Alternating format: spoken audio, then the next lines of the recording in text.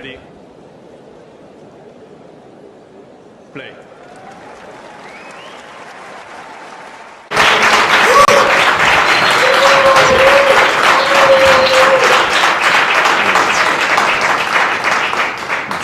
Welcome everyone. Let's start the press conference. Please, questions in English.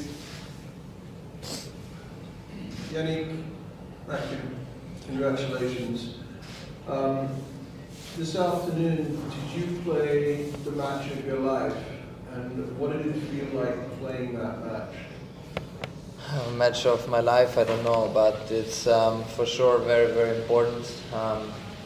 As I say, it helps a lot the last competition that is a team competition, and because you get a lot of energy from your teammates, from the whole team, and then the crowd is different. And I really enjoyed playing today. It was a great match. I started off really well, and obviously in the second set he raised his level, and the third set I just tried to hold my service games and waiting for a good opportunity, which arrived on 5-all, and I took it. And obviously it was a very crucial match for the whole team, and at the end of the match I was really happy for the team to be at least able to play a deciding doubles, and we played really good, and I think it was a really positive day today. Jannik, I just wanted to ask you about the 3 match points that you saved at 4-5 in the third set in the singles. Can you just talk us through what was going through your head? How did you remain calm in those moments, and what were you trying to do in each of those points? I know that it was a really important, obviously, important game. We changed not for so long for new balls, so I knew if I'm gonna serve well that maybe I have some free points. But I had to stay in the present moment. It was love 40, and he missed a quite easy backhand, which gave me a little bit of confidence and belief. And then after I served twice, really good. And nothing, after this kind of games, your energy level and then mental level, it's racing, and I think this helped me today. Jannik, over here. I'm not sure anyone else can maybe say they've beaten Novak Djokovic twice in one afternoon. What does that achievement mean to you? Yeah, it means a lot. Obviously, before the match, we were talking that it was a really important test today. Trying to understand what to expect before the match, and then I think we made a good tactical moment also before the match, and obviously playing it is a little bit different, but I think I have to be really proud about how I handled the situation. And as I said, I'm just very happy for all of us, for the team, and tomorrow we have a great opportunity.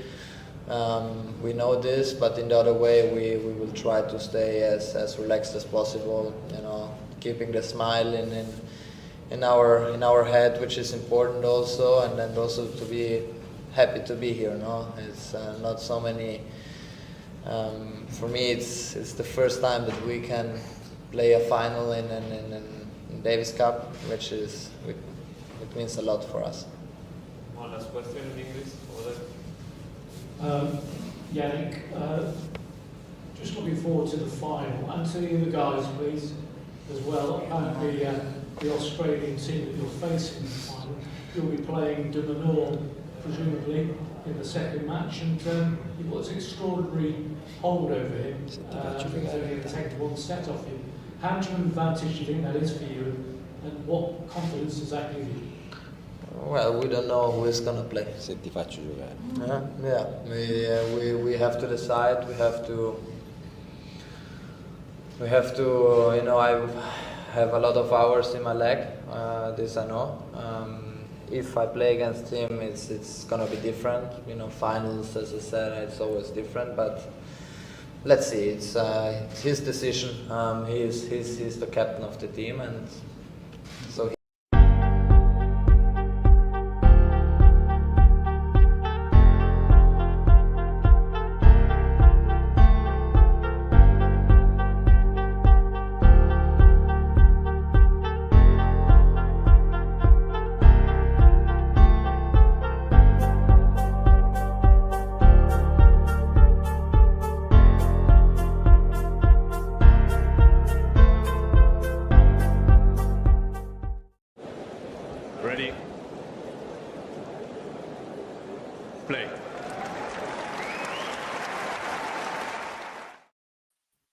Good afternoon, everybody, and welcome to the second match of the Paris Masters semi-finals as we are right at the depth. I'm James, and as you can see, I've got Tom. If I can point in the right direction, Tom that way.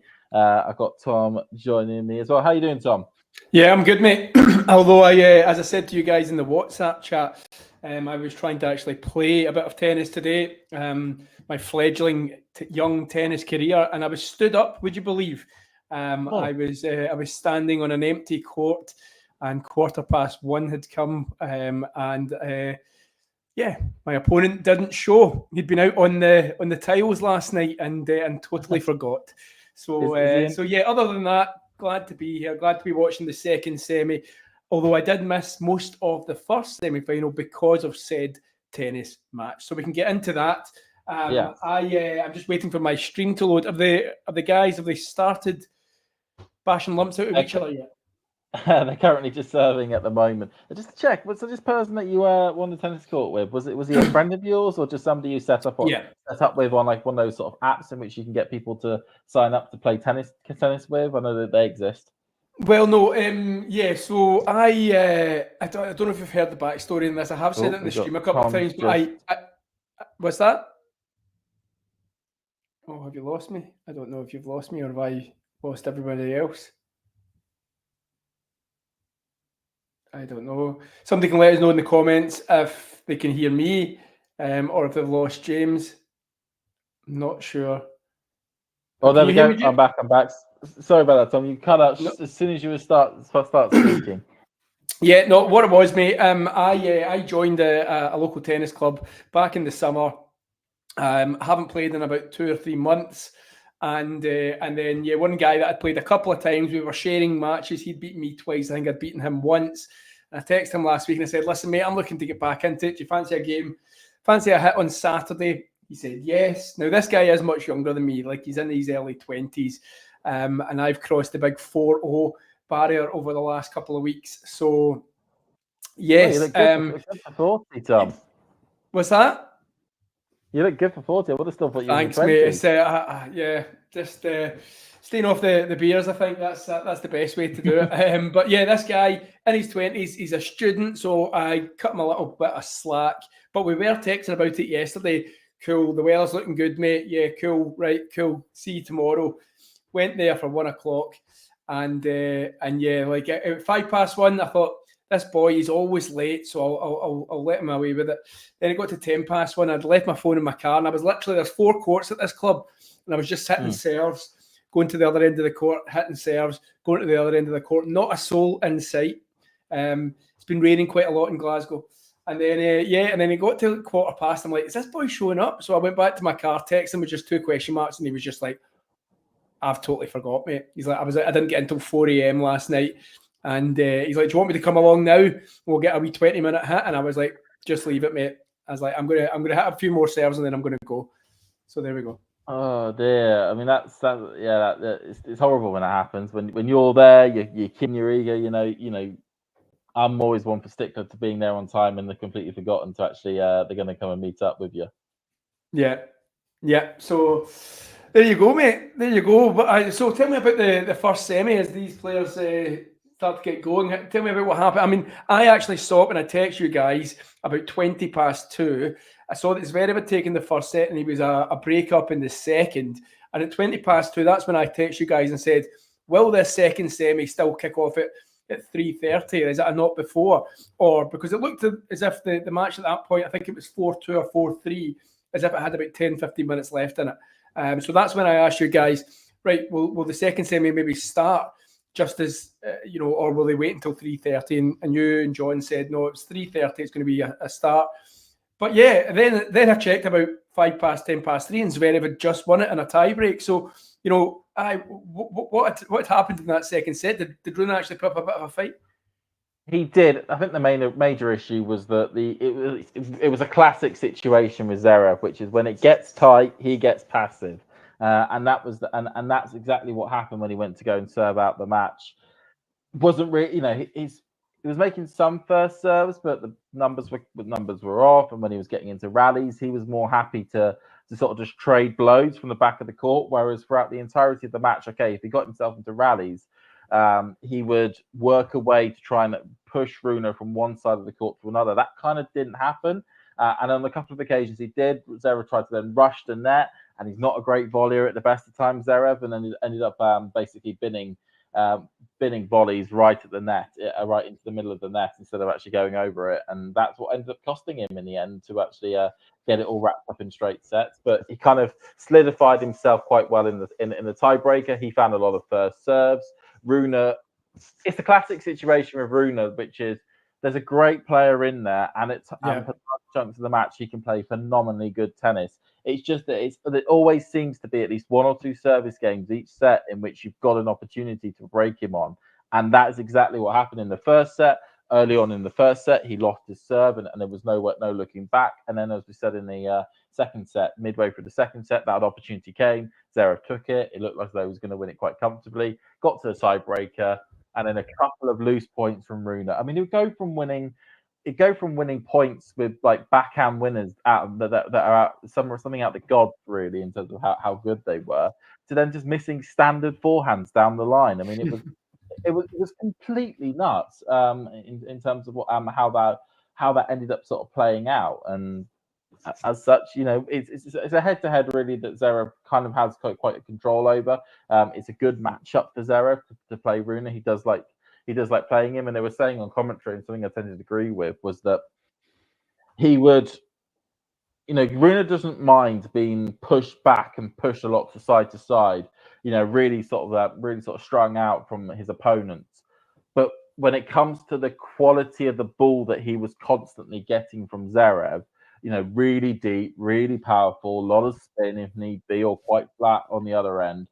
It just was too much for Rune to be able to really deal with through large chunks of that match. And it was only when Zverev went quite passive that it then enabled Rune to come back in a bit. But no, Sasha is now the victor from earlier on. Yeah, and reaches now world number 2 because of that win. And it was actually having a look, in terms of tour win leaders for this season. Zverev, it's clearly Jannik Sinner, 65-6. Jannik Sinner, 7 titles. But Zverev, interestingly enough, is second in that, and it was 64 wins and 20 defeats. 12 ahead of Alcaraz as well. 2 Grand Slam Alcaraz this year. So, as much as you love him or hate him, Zverev, he has been consistent all year round. He certainly has, and I'm guessing Tom, you're going to quickly get the score up. Yeah, I'm going to get that up now, mate. Perfect. Yeah, it's the one thing. It's not been, Alcaraz and Sinner levels of high scoring from Zverev, but he's just been so consistent throughout this year. He's been getting going. With any tournament he enters, he tends to get to at least to the quarterfinals, it feels like, and majority of the time usually semis and finals as well.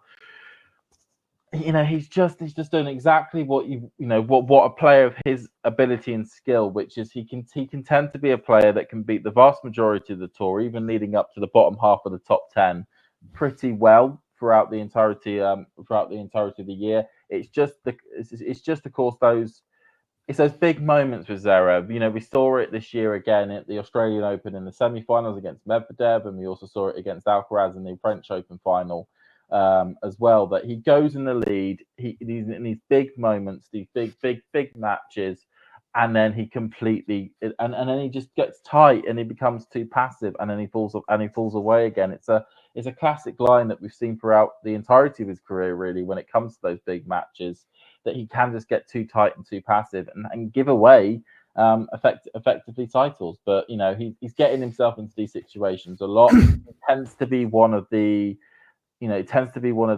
these certainly part of this next gen cohort that is certainly hanging around and is not being dislodged yet by the new gen coming through. But it's still. He's had a great year. He's gone into number 2. He's now made it really awkward for the group stages of the Turin, because it now means that Sinner will lead one of the first group, and Zverev will lead the second, which means that Alcaraz could effectively be put into Sinner's group. Which, okay, earlier on in the competition, we could be treated to a Sinner-Alcaraz match, which would be fantastic. But in reality, we would have preferred them to have maybe been in two separate sides of the group and then to have met in the final. Whereas it potentially could be that the loser of Sinner's group, if Alcaraz is in there, will have a very tough semi-final match against either probably maybe a Zverev or a Medvedev, if that makes sense. Yeah, absolutely. And am I right in saying, and we'll come on to the match that's currently in its third game right now, both players have held serve. But, was I right in saying, James, that you were actually in Paris, Bercy this week? I was. I went to the Bercy Arena on Thursday, so I saw a couple of matches on the centre court, because I got myself a day ticket, which gave me access to the first 3 matches on the centre court, Court Central, and then any match on Court 1 or Court 2. So I found myself watching, of course, because it was the first singles match on anywhere, it was Adrian Mannarino versus Jordan Thompson, which I still cannot believe got put onto centre court. I know Mannarino's a Frenchie, and that sort of like, national bias and all that plays through. But in no planet anywhere else in the world, when you've got 7 other matches to choose from, like Rune versus Cazot, Draper versus De Minaur, Khachanov versus Poprin, much higher quality matches on paper, would you not have them on centre court and not blooming Mannarino versus Jordan Thompson? And did you still to watch that one though, did you? I did watch that one because it's the only singles match on. So we can get your thoughts on that one.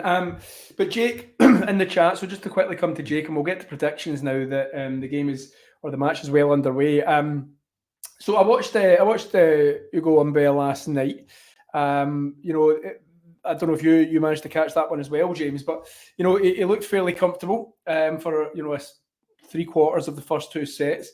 Then he was broken serve, and he had that kind of niggle with an injury, which, interestingly enough, I don't think was a medical timeout, but he got a good amount of time by the physio.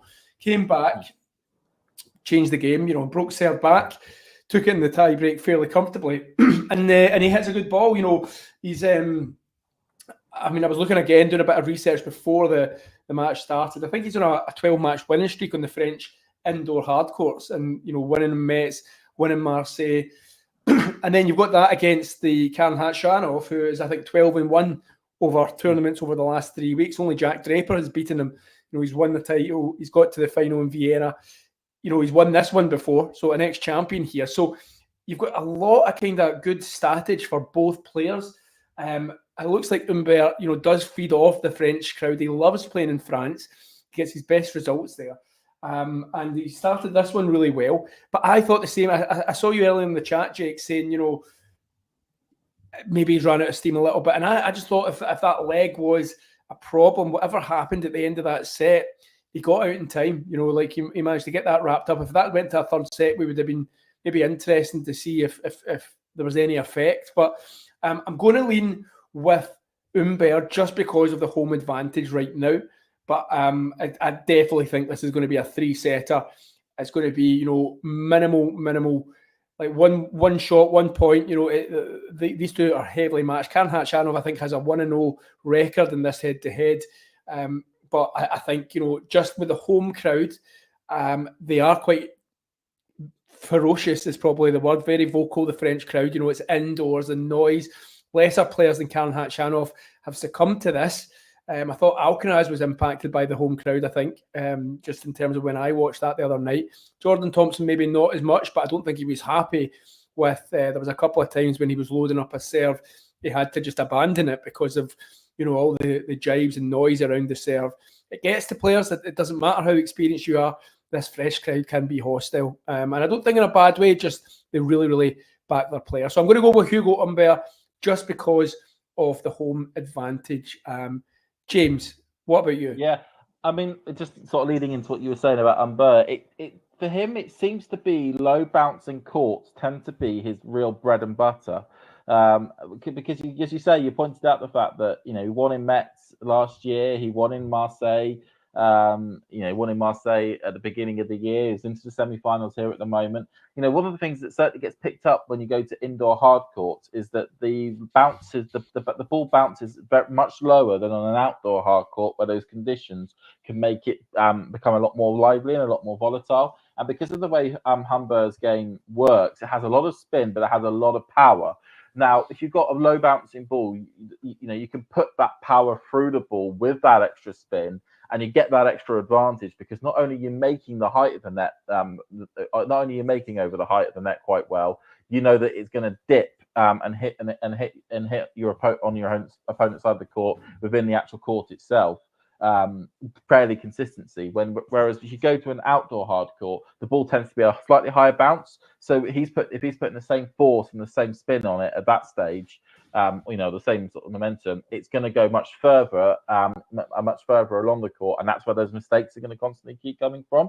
Which is probably the reason we've seen him do fairly well at this time of year and in February as well. We've been on those low bouncing courts. But then when we get to those high bouncing ones or slower surfaces as well, because the speed of these courts also really help Humbert, that's when he comes a cropper. That's where the mistakes start flowing off his racket, and he sort of disappears almost when it comes to main tour results. And we see him as a surprise upset for a lot of players. I hope that makes sense in terms of what I'm trying to get to there. Yeah. I mean, I think you do make a great point though. Like, I think with these two players and what I've seen, I mean, Khachanov, we all know he's Mr. Consistent. He's Mr. Get the ball in court. I think on a stream that I was on for Vienna last week, somebody had accused him of being a pusher, like in terms of just making sure he's waiting for his opponent to make that mistake. What was interesting is, so in terms of this match, I think it's going to be on Hugo Humbert's racket. I think he'll be the one that makes the winners, and it's whether or not he can be consistent like he has all week, for going for those balls up the line, for taking on the riskier shots, not playing safe. If he can do that, again, what I've noticed about Hugo Humbert, and sometimes I'm sitting there going, why is he doing this? But I know why he's doing. Like, he's sitting there and he's beating his chest, because that's getting the crowd up. He's beating his chest when I've seen him on points where he's love 40. He's got 3 break points. He loses the first 2, and every time he loses the point, he's fist pumping. He's fist pumping his racket because he's putting across that confident mentality to the crowd, and he's like, if you're with me, I will deliver for you. And so yeah, I think it's all going to be about Hugo Humbert, and if he can consistently, I like him. I think he's a talented boy. I think he's probably coming into, like, I think you'll know better than I, James, but I think there was a lot of chat about maybe 8 years ago about Hugo Humbert, and then he maybe didn't develop as well as maybe from his junior ranks. Is that right in saying that? And then he's probably had a wee bit of 2 or 3 years where he's went to find his game, and this year, certainly in 2024, he's shown what that potential that he originally had. Yeah, I think it's one of those situations where somebody comes onto the circuit, all of a sudden has a load of great results at a really early age. I mean, of course, one of the biggest titles of his career was the 500 in Halle that he won, I think back in, was it 2018, 2019? Don't quote me on that, but I know he's won Halle. And that was really young into his career, and that kind of suggested that, this is going to be an absolutely brilliant young French talent, probably going to be leading a generation of these sort of talents. And as you say, but once you've had that first year, once players have kind of gone from, whoa, what is this kid doing to me? I have no idea what he's going to do, to actually, I now know his patterns. I know how to work him. I know how to beat him. That then set that, they almost call it like your difficult second album, your difficult second year. As a tennis player, where the tour now knows how to play you, and you now need to improve your game to make sure that you can keep ahead of what the tour knows about you. Otherwise, you're going to slip back down. And what happened was that he didn't really improve the aspects of his game that was the big weakness, which was the unforced errors, because that was the major issue. He was an unforced error machine for large chunks of that sort of like second, third year. And then coupled with the fact that he had a few bad injuries, meant that he didn't really develop as much as he probably would want to at an earlier stage of his career, but has that talent, as we know, fantastic first serve. That's a huge weapon. Big forehand, very decent backhand that can stay low on the court. you know, he's very the shape that he can put on the ball is very awkward for opponents to deal with. You know, he has all the attributes there to be a top player. You know, he should be a player that should be looking at the top 10. And I know that a lot of commentators at the time back in like 2020 and 2021 were saying that, oh, Hugo Humbert, he's going to be a top 10 player. Mark my words, end of the year, top 10 player. And he ends up, it's more closer to being outside the top 100 than he is to actually being inside the top 10. So it's, you know, all those elements he's now worked out. He did what I thought was quite strong for him to do. Always somebody in the crowd has fainted by the looks of it, so they're just having to stop play for a bit. One of the elements he was able to do quite well in that 2022 into 2023 time period was that he went onto the Challenger clay courts and he stayed on clay for a while, just to give him that ability really to test out key elements of his game, work on the unforced errors, because if you can stop making unforced errors on the clay court, you can probably stop making a lot of unforced errors on all the courts on the main tour. And that was a really strong thing for him to do. He won a few Challenger tournaments and then was able to really come back onto the main tour at the back end of 2023 and then really hit strong to make himself a consistent top 20 player this year, which has been, you know, absolutely fantastic for him. It's good to see a potential be sort of realised as we just continue with these not having a sort of breakage in play at the moment. Yeah. So as James mentions, something going on in the crowd. We obviously hope there's nobody, you know, unwell. It's the first time I've seen somebody collapse in the crowd in an indoor arena. Yeah. But usually when it's really hot outdoors, that's when you usually can see like fans collapsing. Yeah, absolutely. Hopefully it's nothing serious, but there seems to be a bit of concern here. The players still on court though, so you know that kind of tells a story as well. Just having a look as you speak there about the live ranking. So Hugo Humbert is up to number 15 in the world. Jack Draper, your lad Jack, is up to 14, his career high. After our Jack career fact. Our Jack, my apologies. But yeah, I just so I mean, where do you see his game then? This is, you know, the furthest he's got in a Masters 1000. I actually quite like the semi-final lineup. You know, after you know, Djokovic not playing, Sinner withdrawing quite late on, and then Alcaraz's defeat to Hugo Humbert. I thought, you know, this is anyone's. I thought actually I had a wee sneaking suspicion for Dimitrov. That didn't happen. Khachanov blew him away last night. You obviously can't really look too far past Zverev and miss, you know, but I quite like this semi-final lineup. Let me ask you then, out of the two players, as we wait for the play to resume, who's got the best chance against Zverev then? Do you think out of these two guys? I'll go Humbert. I think he can cause Zverev enough problems and enough headaches to actually eke out some opportunities and some chances against him. I think if it was Karen Khachanov, I think you basically got two players that play fairly similar game styles, but one player is a level above the other, and that person is Zverev. So I could see that as being a little bit of a straightforward match for Zverev to be able to get through if it were Khachanov. Whereas if it's Humbert, I think the variety on serves, I think the variety on ball, on shape of ball creation would just drive Zverev crazy, and I think it would make it a much more entertaining match if it were Humbert versus Zverev than it would be Zverev versus Khachanov. Yeah, I mean the head-to-head Zverev and Hugo Humbert, they're tied at 1-1. Zverev won on the hard Humbert and the Hala grass, I think, on 2021. And then the Zverev Khachanov, as the players start playing again, it's 5-2 in Zverev's favour. So I think you might be right there. Hugo Humbert, again, fist pumping, getting the crowd. He's almost like a conductor where I'm at in the stream. I might be a little ahead because, as I said to you in the text, I'm using a betting stream to watch it.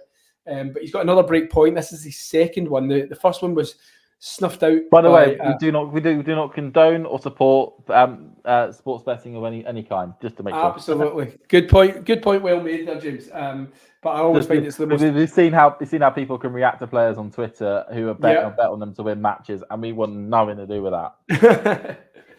We see the hate that they get, which is no laughing matter, I suppose. Karen Khachanov is just, I think he's cancelled out that second break point with a down the tee ace. They're just trying to get themselves back warmed up again after a 5-minute stoppage. So we're back to Deuce. Seen anything that you didn't expect so far in the play? I think it's pretty much as we expected so far. Yeah, Humbert's brought his level, and Khachanov is just doing all he can to try and at least live with him. That pretty much seems what I was expecting for this.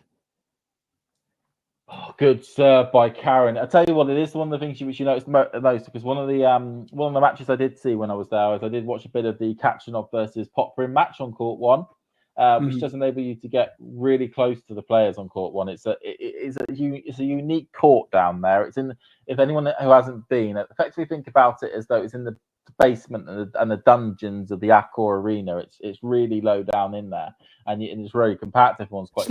It's not high ceiling, is it? It's not. I think it just about meets the regulations. But I was going to say, I saw it in the telly. I think it might even been Jack Draper's match with De Minaur. Was that in that one? And. I just thought to myself, for lobbing, for players to lob or whatnot, they must have to play a lot of lets because of that roof. There was no. I mean, the thing is, if you hit the roof, that's the point over. You lost the point, right? Okay, yeah. Because you've not hit the court, which is the rules of it. But it's there were a couple of times when some players that like lobbing did a lob and they literally missed the ceiling by centimeters. And I was like, geez, I'm really surprised. I think, one of the things, of course, we know about what's going to happen with the Paris Masters next year is that it's going to move to the La Défense Arena. For anyone who doesn't know, the La Défense Arena is where a French rugby team plays at the moment, but it's also where the swimming took place at the Olympics. So just to give everyone a context of where it is, and it's in a different part of Paris. It's in a different part of Paris, just beyond the Arc de Triomphe, up in the sort of northwest area of Paris for next year. But it's But the part of the reason why they're moving there is that because of the facilities on court 1 and court 2 at the Masters event. Unfortunately, as much as court 1 at Paris Masters right now is a really cool, unique atmosphere, and if anyone hasn't had it, unfortunately you can't check it out now. But if you had a chance to go, you know how cool and unique it is. It isn't that great when it comes to the players because the roof isn't big enough. For them to be able to actually play the types of points that they want to play, and then also because of the facilities and the accessibility down there, there's no lift that you can access. If you're a disabled fan, you can't access the court at all, and unless you can really harper to be able to get to a lift that the staff use, and even then they get really shirty if you try and use that lift. And then also what I'm saying, there's also no facilities down there. So if you're a fan that wants to maybe go to the toilet or grab something to eat quickly, you have to effectively leave the court, go right back up to the top where the centre court is, and then re-queue to get back onto court 1, which means that you could, and those queues, if anyone's seen some people on Twitter who have been using those queues, and I used it as well, you could be waiting in those queues for an hour and a half before you could be let back onto court to be able to watch some tennis.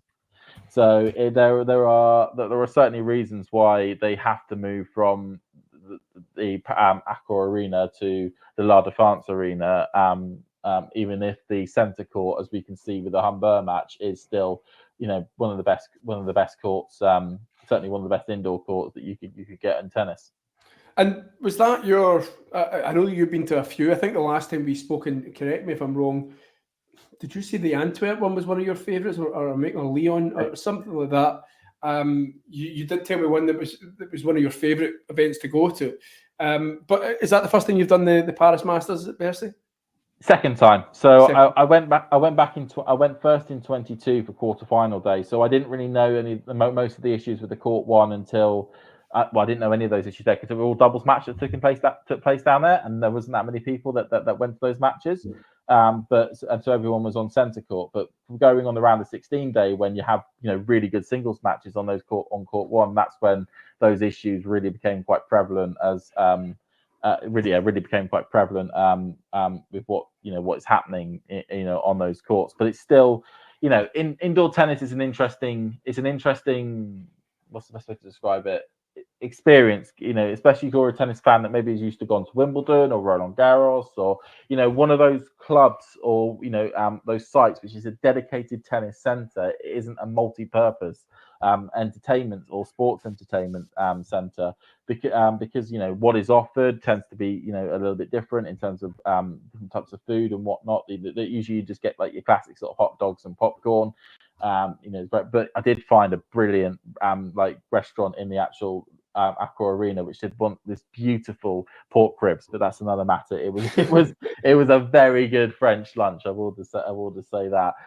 But it's you can tell that it's built for an overall purpose, not necessarily just for a Pacific tennis purpose. And certainly I will say that my favourite event to go to, even though it felt a bit cramped in terms of the site's not that big, it is the Monte Carlo Masters. That is a phenomenal time if you want to go there for a couple of days. Get yourself a ticket one day to the big centre court. Get yourself a ticket for the second court for another day. You'll have a fantastic time. You're really close to the players, but there's plenty of space for fans to be able to be seated. There's plenty of different food type options. You've got rest areas. You've got the nice sunshine. It's the beautiful clay courts. The players, and you get a lot of the top players playing there as well. It is certainly, if you have a bucket list of places you want to go for tennis, you have to do the Monte Carlo Masters. It is well worth the time to be able to go, and I'm hoping that certainly the Paris Masters will also be a good one at the La Défense Arena as well. Absolutely. And I actually was in Paris just 2 weeks ago, and what a city! Never been before, but absolutely fell in love with the place. But a couple of things just to go on. You will have seen by the scoreboard that Khachanov has broken serve. He's made the breakthrough. He's the first one to make his move. I believe it was just on a Hugo Humbert second serve. What do you think about Hugo Humbert and his serving style? He sometimes goes way out wide to try and set up that wide attack. Do you agree with it? Does it give him too much, making it more difficult for him to get back into the centre of the court? What's your thoughts? I like it. It's something different. I know I'm biased because I support a certain lefty tennis player who also likes to play with a lot of whip going out wide on the ad side. But I do like the change up because it's okay. So it is quite funny when he gets foot faulted for going over the tram line or standing too far that way. That is quite funny. But it gives a different look. It kind of changes things up for the opponent, and it's such an advantage and a weapon. Certainly, and this is just talking about lefties in general. So not only like we say Humbert, but Draper. Who else is another lefty who I'm thinking of? Who Nadal's another one as a lefty, and a few other players that play left-handed. Is their ability on that ad side, which tends to be the side that you have the break points chances, or the set point, or the match points chances on, to be able to then stand so far out to the left of the screen and be able to serve with such a curve that effectively you're sticking it right into the front row of the crowd. Cameron Norrie is another good example of a player who is able to really swing it out wide on the ad side. On the ad side, it's brilliant to see as a different type of style to a tennis player, because it's not just a big server who's right-handed just smashing it down along the middle or trying to get a little bit of whip out wide. It's somebody actually adding a real flair to the way they're playing. So I've got no issue with it whatsoever. Good. No, I like that, mate. I like that. And I think this match has come alive. I think it's fair to say that. You can tell, although I can't hear the event because of this stream, you can just tell, as Humbert at 30 all on the Khachanov serve. Now that he's playing a little bit of catch up, he's coming from behind. You can just tell that this crowd are going to ramp it up a little bit more, and try and put the pressure on Khachanov when he's serving, get their man back into it. Yeah. Let me ask you, Matthew has made a point. There's loads going on in the tennis world right now. Of course, the WTA finals as well. Talking about Goran Ivanisevic and Rybakina teaming up. Did you see this one coming from anywhere? And what's your thoughts on it? Well, he did say that he wanted to join up with a tennis player he felt would have potential to actually get to progress them through. So I found it a bit of a surprise when he ends up joining up with the world number 5. Is it world number 5? On the women's game, because that doesn't feel like a player who who you're going to be able to progress. I mean, I think it was just because I listened to I remember that it was a tennis podcast, did an interview with Goran after his split with Djokovic, and he said that he wants to take a break, but he wants to get involved with a player that he can really actually develop from being a promising young talent to somebody who could win big titles. But she's already won big titles. As you see, a brilliant miss hit by Karen there as the high ball from Humbert just quickly off centre. But yeah, but that, Elena Rybakina is not somebody who's an up and comer. She's won a Grand Slam, multiple WTA 1000 events, and tends to be very consistent at winning 500 events. Like there isn't much you can really develop with Elena, if that makes sense. I mean, her serve's fantastic, her forehand's fantastic. The only issue she has is that she needs a good doctor,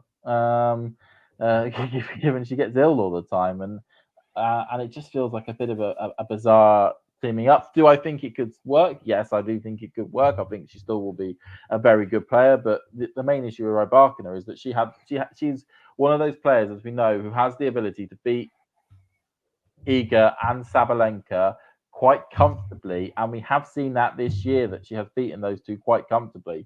I mean, I remember back to that Brisbane final, at the beginning of the year, where she bageled Sabalenka and then just about pretty much held on for 6-3 in the second. I got up really early in the morning thinking that was going to be a cracker of a final, and it took less than just about an hour for her to clear up on Sabalenka. Did you go back to your bed, James?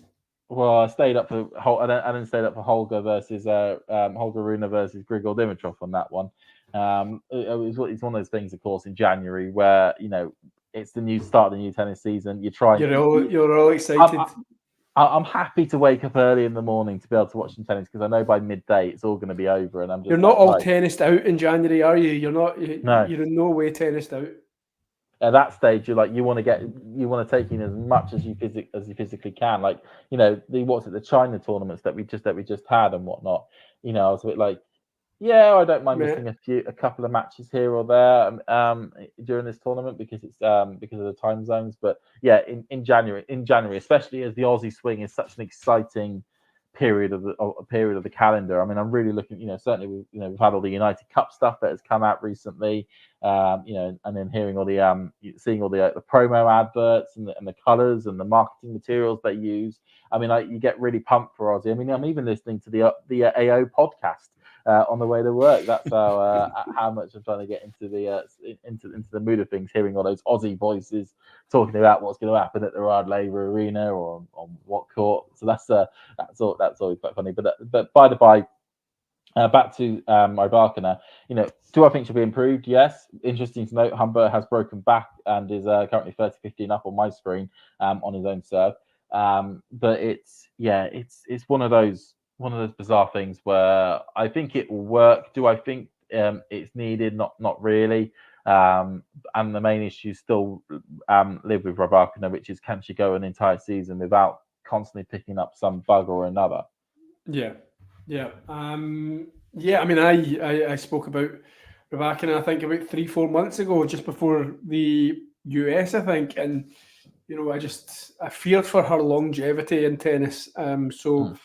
Hopefully, 2025 she comes back and she's up there challenging again with the other two and putting a bit of pressure. You will see by the scoreboard that as we chatted all things Goran and Rybakina, that Hugo Humbert has broken back and got his back on serve. Very close this one, because as I look at it on my screen at the moment in time, where I know that the scoreboard's maybe a little behind, but it's just on the Humbert serve now. It's a battle, this, isn't it?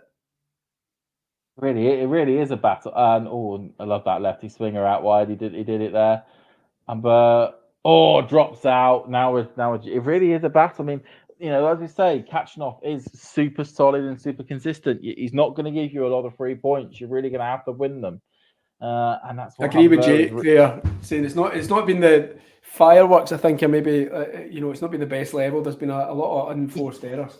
unless it's Jack Draper at the other end of the net against Karen Khachanov, you're not going to get fireworks in terms of in a Khachanov match. I know it's me being slightly flippant. No, do you know what? I stopped myself halfway when I said fireworks. I went, actually. There we go. Humbert wraps up that game. Sorry, with you're much further ahead than me.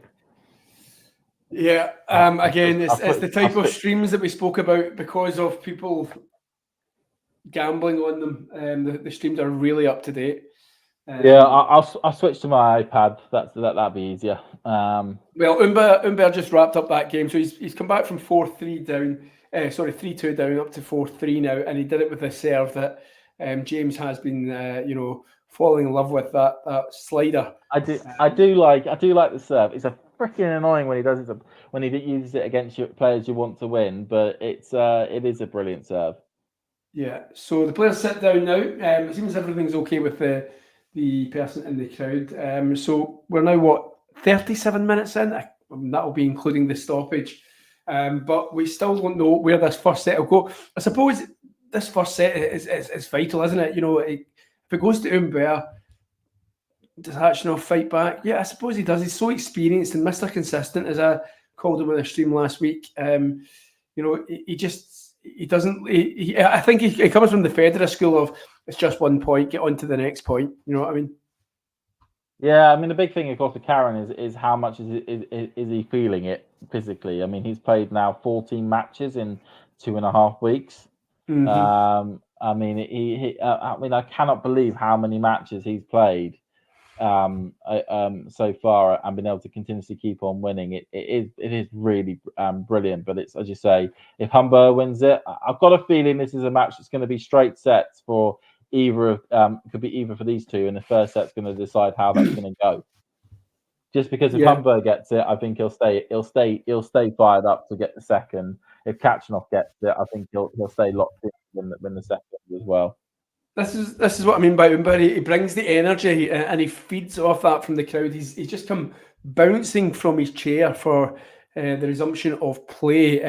He's doing side steps. He's got the cap off. He's almost Rafa-esque at the start of a match. He's just absolutely jumping into this match to make sure that the crowd know his energy levels are at their highest.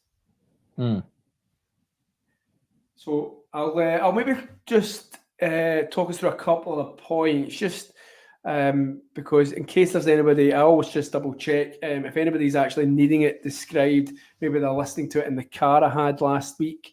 So I'll just talk us through the next couple of points. Karen Khachanov pulling up a serve here, just served it in. It's a good return by Humbert, and on that rally over, because Karen Khachanov is just absolutely top one, miss-hit it, and we're at 50-0.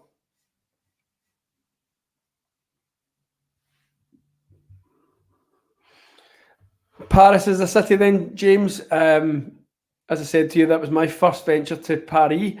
And I will be going back again in 2025 because I just love the food, love the culture, I know people say that the French are very kind of take them or leave them, but it was just a nice relaxed atmosphere. Everybody who served us was very friendly, should I say it. Didn't have any problems at all. Absolutely fell in love with the place. No, I mean it is a very international city, so they're gonna want to bring it. They're gonna want to be as welcoming to as many different people as possible. I will say the security guards can be a bit fraught, like they can constantly keep on acting like you're doing something wrong when you ask them a question. Were you just there for the day, or did you stay in Paris for a couple of days? Yeah, so I flew in on the Wednesday night, and then I sort of flew back out Friday afternoon. So I had your classic look around the Eiffel Tower. Well, not the Eiffel Tower. Eiffel Tower I've done, but I went to the Arc de Triomphe. I went to the gardens where the cauldron was for the Olympics. Unfortunately, the cauldron's not there anymore, which I was a bit annoyed about. I was hoping it was still going to be there as something to go have a look at. But they still got some of the branding from the Paris Olympics. They still have dotted around the city, which is really cool to see. And then grab something to eat. Great. Whereabouts where were you staying? I stayed near Bercy, so I stayed in a hotel in the Bercy village area, which is around where the arena is. Good. So you could just walk to it. Walk to, yes, yeah, so just like it was a quick 5-10 minute walk to the venue. You know, fairly easy to get to. I mean, there's a lot of hotels dotted around the Bercy arena because it's a big multi-purpose arena that has a lot of events on throughout the year. You know, the hotels around there absolutely make it killing in terms of being able to keep bringing people in. I mean, the hotel I was at, like the amount of people that were constantly coming back with like the wrist bands that you get put on your wrists when you enter the venue there was lots of them. And it'd be interesting. Certainly, it'd be a shame for those local businesses that are going to miss out on all that trade next year because of the move. Yeah, I'll tell you an interesting about my experience. Now, as I said, loved the place. We stayed in St. Paul, so we weren't too far from Bercy, and St. Paul was lovely. I think it's in the 4th district. But we got the apartment that we're staying in off a guy from Booking.com.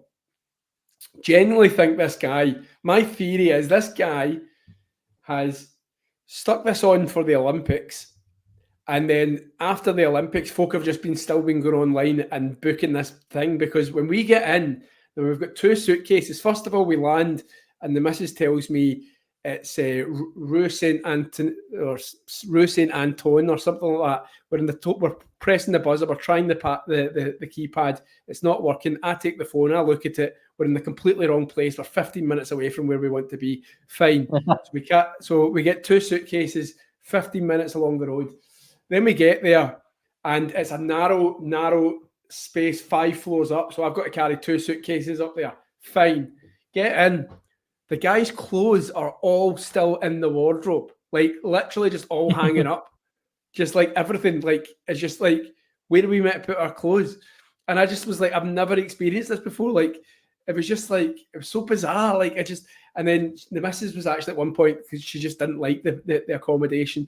We were thinking about actually just booking into a hotel that night, and then with the cost, we'd already spent like $1,000 on this apartment.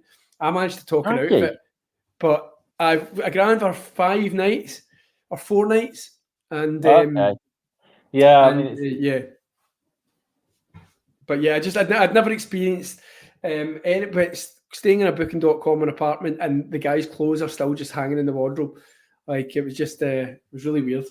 But anyway, right, you can tell us all about your holiday nightmares or vacation nightmares.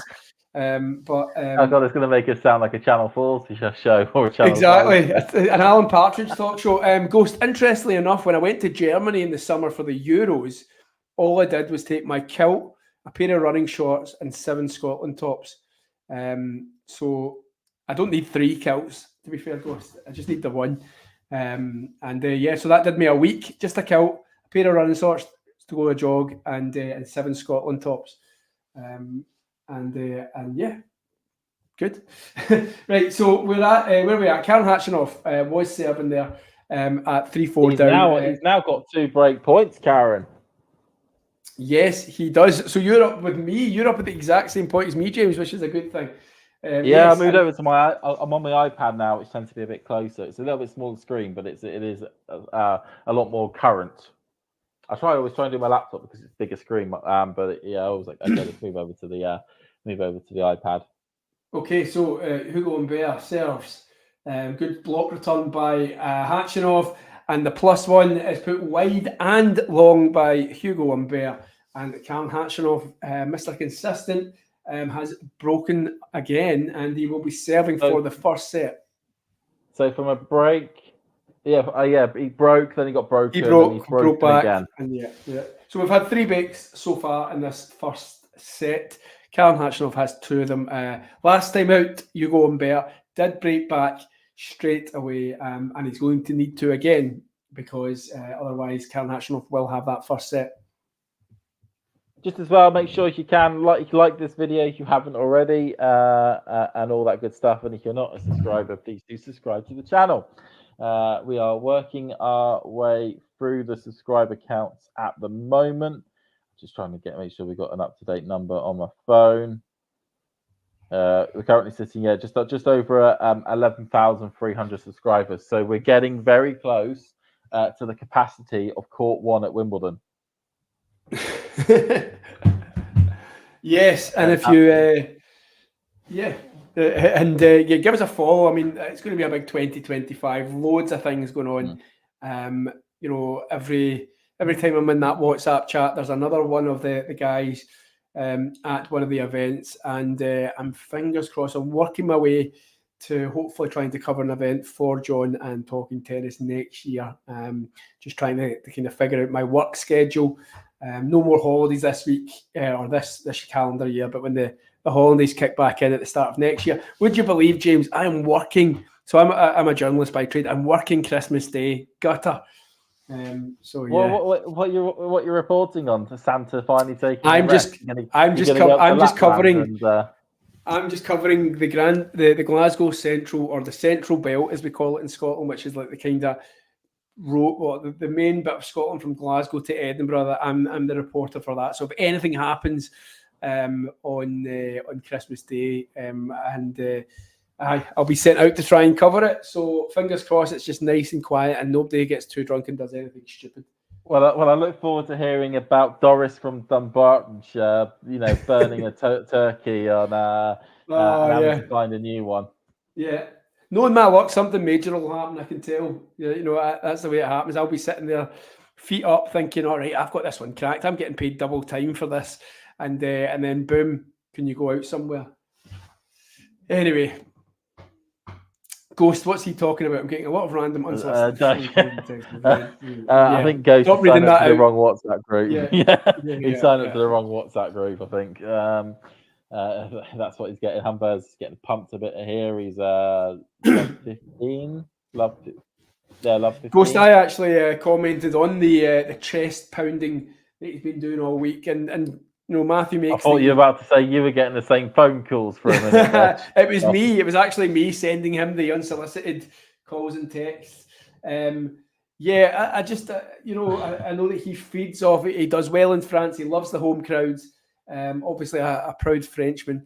And maybe that is it, Matthew. Maybe the energy, because I don't have the audio. I'm just watching it on a stream with just the pictures coming through to me. But even from the pictures, it does seem a little bit flatter than certainly was last night. He was fully up for it. Obviously against Alcaraz on Wednesday or Thursday. That's going to be a big one. He's playing, the wonder kid. But yeah, it seems a little bit down today. It is something to notice, and I noticed it from being there. It's how up for it different crowds can be at different times of the day.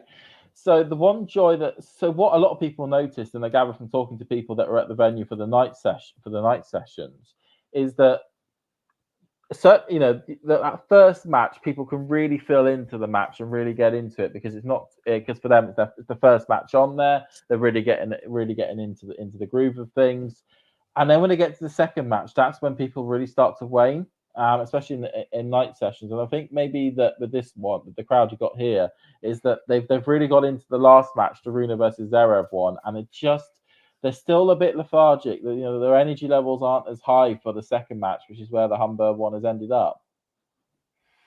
I think we've got 2 break points here, but this will be a challenge. So the return from Humbert was right at the feet of Khachanov. He almost half volleyed it back. It's actually his shot that's been looked at because he's played it, so he can't challenge now, and he went out. Ow. So once again, Hugo Humbert has 2 break-back points, and we could be getting this first set lasting a little bit longer. So that's the thing about Karen Khachanov. Does he have the big clutch serving for moments like this? No, is the first answer. Okay, you are still a little bit ahead of me then, even with just done it. Second serve into the body, a bit of spin on it. Forehand by Humbert, backhand this time by Humbert, forehand by Khachanov. Humbert goes around it to get the left-handed forehand in. Playing the forehand tennis right now. Now it's backhand by Humbert. They're just playing it safe. Khachanov will do this all day long. He mishits one. He hits the line though. Karen Khachanov tries to go for one down the line. Humbert's there. Sliced backhand by Humbert. The players are still rallying. Probably one of the longest rallies I can remember of the match so far. Oh, yeah. They know how much he's riding on this one. And it's Khachanov who breaks first. He hits the net. And again, more fist pumping from Hugo Humbert. We're back at 5-5. Crowd will be into that one because, again, the man was just about to lose the first set and he manages to fight back. Good resolve by Humbert. Good work. This set is not ending. It is not ending yet. Who is going to take it? Yeah, good match now though. Certainly the drama is picked up. If no fireworks, the drama. You're not going to get many passing shots, like you said. We can Khachanov. He'll just keep it and wait for the mistake. But it was Humbert on that occasion who waited for the mistake.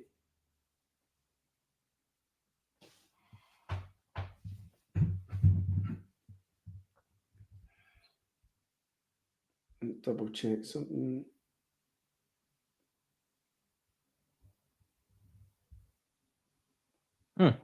Okay. Khachanov already 15 up on a thingy serve.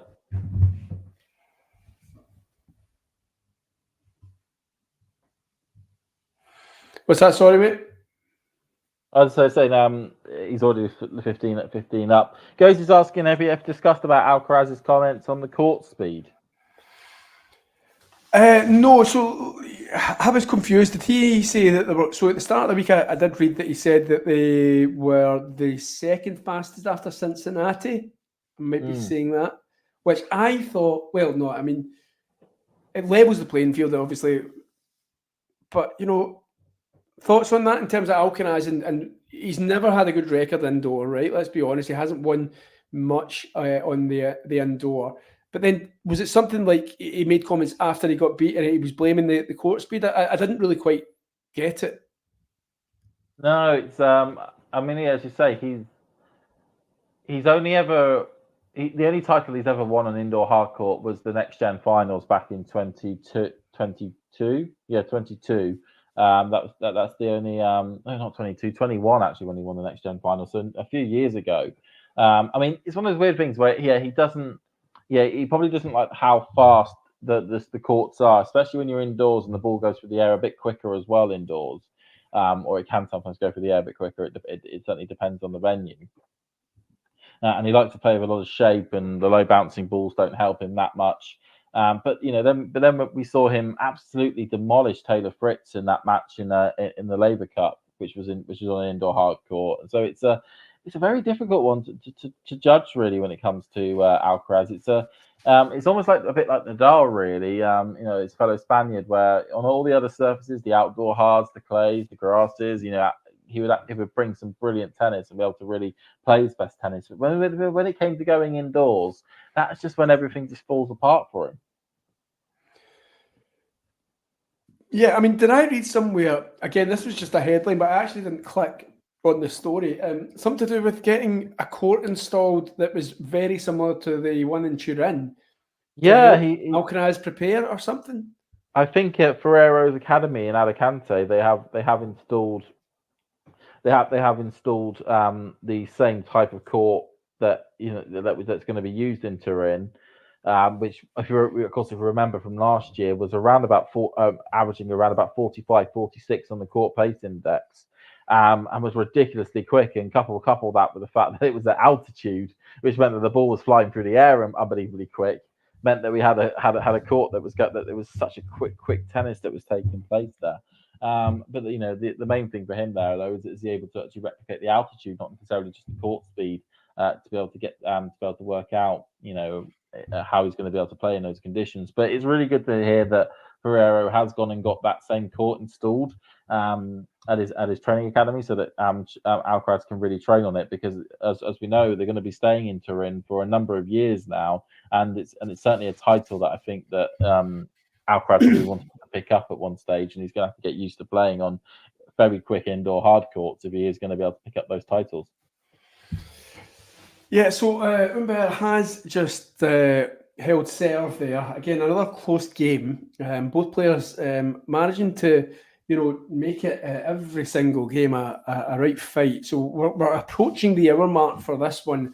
and we haven't yet come to the conclusion of the first set. There was a 5-minute stoppage in that, but still, you know, a lengthy first set here, and it just shows you, James, you know, these guys are very, very closely matched. There isn't much between them, and this one's probably got a long 3-setter written all over it. Well, it's well, we don't know. I mean, there's always been matches in which the first set's very, very tight, very, very long, and then one player is able just to absolutely go for it in the second set. I mean, I think though it dispels the worry. I think from a couple of players, Ghost. I think Jake had mentioned it as well, that maybe Humbert is running out a little bit of steam. And yes, I think I agreed that he looked a bit flat earlier on, but he's back to Mr. Conductor. You know, getting the crowd up for it, beating the chest. Having a roar at the end of that game. So he's 6-5 in the lead here. I'm going to just make sure my scoreboard is updating, is it not? There we go. There we go. Right, so we're back on to updating.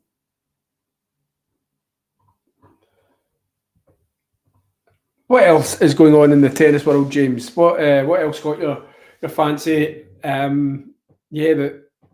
You can go. Let's talk about Jack. Yeah, let's go, Jack. Okay. We could also talk about the race to Turin as well, as that's been extended for another. Yeah, we've got 2 topics there. We'll do Jack and the race to Turin. That's quite good ones to go through. Well, let's start with Jack then. Great win, ATP 500 Vienna, then took out Taylor Fritz, and that was maybe the biggest test. I think, you know, I think we all thought that Jack Draper was going to you know, win more titles. It's been a fairly decent season, you know, in terms of winning his first title, getting to finals, getting to that semi-final in New York. But I think for me, the test was going to be, right, can he, you know, he's played right through to the end, he's won an event, and he's got to get back, he's got to then get from Vienna to France, and he's only got a couple of days rest, and he's playing some big matches. And I thought that was a really good test. I mean, yes, he fell against de Minaur, he was a setup. De Minaur is de Minaur, you know, he's experienced now, he's going to win those type of matches. But, you know, I thought the Taylor Fritz win was really impressive. That for me, probably just as impressive as the title. No, it was, and it's I think it's such a great position to now be in with Jack. And if you think about it from where we were, say, at the beginning of the season, that are now big criticisms of Jack are that, oh, can he actually back up such a huge result the next week? I mean, to be in that sort of position is brilliant, and it is something that I'm sure next year is going to be the big thing that he's going to look at when it comes to his ability to play, you know, to do what Karen's doing at the moment effectively, which is to have a body that can play so many matches over a 2-3 week span. You know, that's the key next step, and it's something I'm sure he's going to be working on. But you know, he, as you say, he has the level, and I was a little bit annoyed at your fellow Scott Jack on here in the ATP Weekly at the beginning, at the back end of last week, kind of being a bit of a Debbie Downer on Jack's potential and whatnot. He is someone that he is someone that, you know, has the in my belief, and I don't want to sound like, you know, one of these sort of like overzealous fans that are gonna that are just overhyping someone beyond what's actually reasonable. I do think he has the ability to win a Grand Slam, you know, in him when it comes to his game, because there's a lot of elements to his game that are brilliant or are developing to be brilliant. You know, first of all, you know, his serve is such a weapon, and when he's hitting the percentages that he was hitting in Vienna, he's going to pick up so many free points and dominate so many of his own service games that's going to keep him in those very tight matches. He's got a forehand which has become a lot more aggressive over the course of the year. It used to be something which, yeah, okay, we would see those brilliant running forehand winners every now and then, but generally in normal rally play, it would just be quite weak and quite loopy, and he wouldn't really flatten it out and really hit hard on it. That has changed these days, and he actually flattens it out a lot more in those moments, and it tends to be quite consistent with where it ends up landing within the court. His backhand is such a venomous weapon when he gets it, when he's moving players from side to side with that backhand, and the way he can keep it so low on the court, it's almost out the sort of the Cameron Norrie school of thought, really, when it comes to that lowness to the ground that the backhand hits, and how much pace stays on that backhand. He's getting better with volley. He's a very good volleyer at the net, in my opinion. I mean, okay, on a few occasions he got a bit tight in the Vienna match. It did let him down, but generally his volleys at the net tend to be really strong. He's very incredibly brave. He'll do S7 volleys, break point down if need be. He'll hit winners when most players would want to continue the rally. That's fantastic to see. And his drop shots are developing as well. Like he hit some really good winners from the drop shots, as well as some absolute horror shows. But those are bits that he's working on, and his mentality is unbelievably strong as well. I mean, in that match against Khachanov, going a break, when he was 4-love up, and then for it to go back to 4-all, most normal players would crumble in those situations, and then it would have been an easy win for Khachanov. No, Jack was not only able to win the match, but he was able to win the match in the set that he lost the 4 games to love lead in, and that was utterly brilliant as well. And we're now just in a situation with Jack where he's in the top. He's going to be finished the year in the top 15, which is blooming brilliant place to be. He's going to be a top 16. Well, as long as he has an all right United Cup run at the beginning of the year, he's gonna be a top 16 seed at the Australian Open, which is going to give him a little bit more ranking protection, sort of draw protection, to potentially try and make a second week run there, which would be brilliant because it is. Yeah, it's the one criticism you can place towards Jack is that the only Grand Slam he's ever turned up at. Really, it feels like it's the US Open, because that's the one he's been going deep in on a few occasions. But I feel as though he would be able to do really well at the Australian Open. He's going to go into next season really wanting to go, okay, I'm now in the top 16. My first goal, of course, is to get to the top 10. But then moving on from that is that I have the game and the ability to challenge an Alcaraz, to challenge a Sinner. I believe he has a game which is better than what's in the top 10 at the moment. Okay, De Minaur may end up being a little bit of his banana skin just because of De Minaur's ability to really make the match physical and really move the ball around and move Jack around. And unless Jack's really fresh, he's going to probably struggle a lot in those matches. But I'm sure that's something that he's going to develop and make better. And it just feels like everything's coming together. And I can understand a little bit of, being a little bit conservative almost in what he could eventually do because he is British. But he certainly has everything there to be part of this, and it's something which I've talked about a bit on Twitter as well, is this new generation of talent or players that are coming up right now on the men's game. Hang on. That are coming from the men's game. Musetti, Runa, Thies, Shelton. Draper is a part of that, and those 5, coupled with the 2 already established new gen players that are at the top of the game, in Alcaraz and Sinner, they could be huge stalwarts in the top 10 of men's tennis for the next 5 years, going deep in all the big tournaments. And it's so exciting to see because those players have something different. They don't have the scarage or almost the entitlement that we have seen from some of the next gen players. Your Zverevs, your Medvedevs, your Tsitsipas's. Where, as we see, Tsitsipas at the moment, he's not going to be in Turin this year. For the first time in 5 years, Tsitsipas is not going to be in Turin. Rublev right now is having to pay a 250 next week just to guarantee himself to be in Turin. A lot of them are.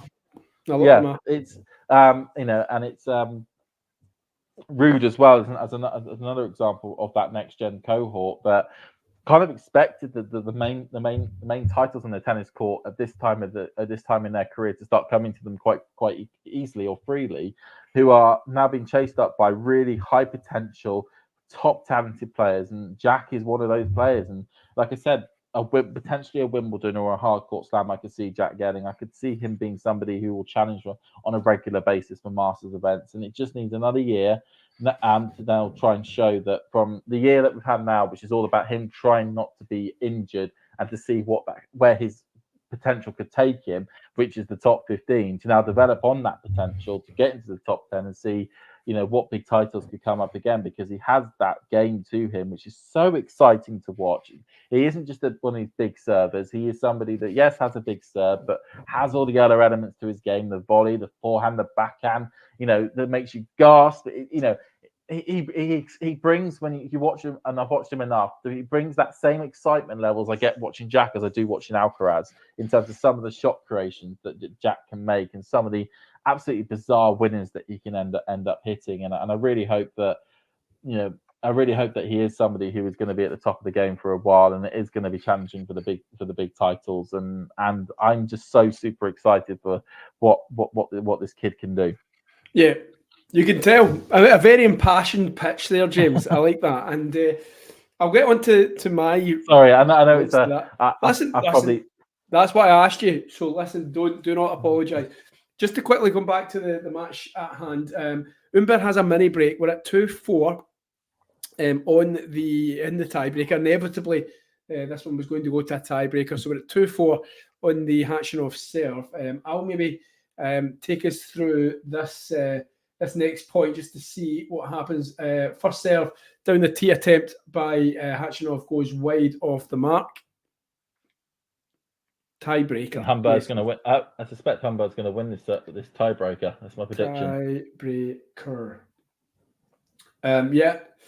Khachanov, good strong forehand. It's on defence mode for Humbert now, but great depth by Hugo Humbert and an absolute miss hit. I think it was an exasperated, frustrated backhand miss hit by Khachanov. Humbert has 2 points, or he is 2 points, sorry, from the first set, and he's got 2 serves in hand. What I will say, I do think Jack Draper is good for British tennis. Obviously, he's come at the right time in terms of Murray leaving the stage left. Jack Draper, filling that gap. I think it's what we need in terms of being British tennis fans. I do think, and I don't know what Jack said, Jack Edward, but I do think we need to put the brakes on a little bit. I know that you're crying out for another Brit to kind of come in there and take you through the next maybe 10 and 15 years. I think he's still a long way off from the Alcaraz and Sinner mould. I think he's still got a bit to go, but he's a younger man. We do need in tennis, I think, somebody to come along and fill that third person. We all thought it was going to be Holger Rune. It's not transpired that way. We don't know who's coming through in the next maybe 5 years. But right now, I'd put Jack into the bracket of players like Jakub Mensik, Thomas Mahak, Holger Rune I would still have in there. He's Zverev for as long as he's around. And Draper for the next 10, 15 years. Zverev's not going to be for that 10, 15 years. But, I think Jack Draper is in that bracket. Now, whether or not some will make it, some will come up and make that mark, and some won't. I think what I did like from Jack, when I watched that Adelaide final at the start of the year, Yuri Lehechka, the forehand wasn't a weapon. And it certainly has become a weapon now. I saw a lot of shots over the last 2 weeks that you thought, that's his most improved shot here. The serve is a weapon as well. So many good 3 points he can get from that. He can get himself ahead in matches, and because of his ground strokes, he can nick a break and he can solidly see out the set. He was clutch against De Minaur. I think it was 4-5 on the De Minaur serve, and he took the one break point and took that first set. Then obviously De Minaur, like you say, made it into a battle and just got down and dirty, and Jack doesn't like that type of match just yet. So I want Jack Draper to do well. I did write, on the New York run, I did put a tweet out and say, look, the commentators have Jack Draper winning 5 majors in his career so far. Such was the hype. And it's just because I've seen the English media do this to so many players, particularly in football. You'll have a player coming through. Always remember Sean Wright-Phillips in football. Always remember them telling us that he was going to be the next Jeff Hurst. He was going to be absolutely the next big thing, and it never transpired that way. I just what I'm saying by put the brakes on is I just don't want them to do the same with Jack Draper.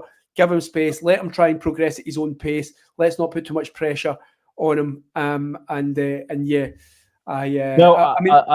agree in terms of we don't want to be putting the pressure on.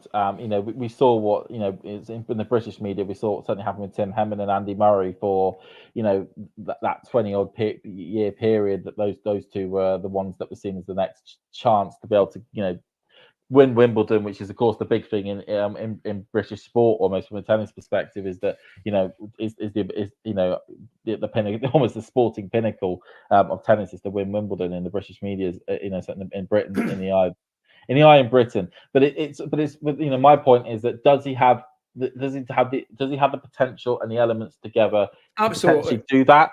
And if the answer is yes, then we can certainly go into it going, okay, yeah, we know how good Alcaraz and Sinner are, and they are phenomenal players. And is Jack there now? Absolutely not. Is Artifice there now? Absolutely not. Same for Ben Shelton. Same for Mazzetti. Same for say Mentic as well. But when you listen to people, a lot of people who look at the talent that has been shown, that who are not part of the British circles, there's a few American commentators as well that look at Jack's game and go, yeah, he has the ability and the potential with all the elements that he's got to win, to potentially be at the top of the game and win all the big titles. And as you say, we just need to now, give him time, let him make. He seems to be making at least. I mean, okay, I didn't like the fact that he's no longer working with Wayne Pereira, but he is making smart coaching choices, and now it's just all about making sure he can survive 5-set matches week in, week out, which is a big thing.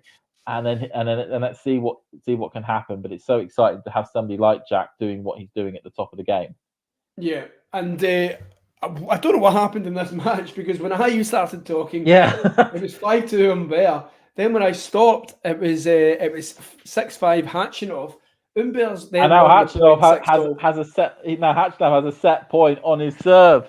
Yeah, absolutely. Oh, and it's 7-6 now. Karen Khachanov playing some lights out tennis there. Let's be honest, I didn't think I would see that, but he's had Humbert all about this court. Every single part of the cement has been covered by Ugo Humbert now, and Karen Khachanov, big chance to take this first set. I did say I thought if Humbert took the first set, it would be very hard for Karen Khachanov to come back. But big move here as he serves. First serve is in. Humbert now looking like he's in charge of this rally, though. It's on the defence by Karen Khachanov. Players backhand up into the body. Good depth by Khachanov. Forehand by Khachanov. Backhand by Humbert, which goes long. He stopped. He thought it was. Humbert even stopped. It doesn't sound like doesn't look like the call was made. So now both players are challenging for what happened there. It's a tense way to finish this first set. It was long. Karen Khachanov takes the first set. And Karen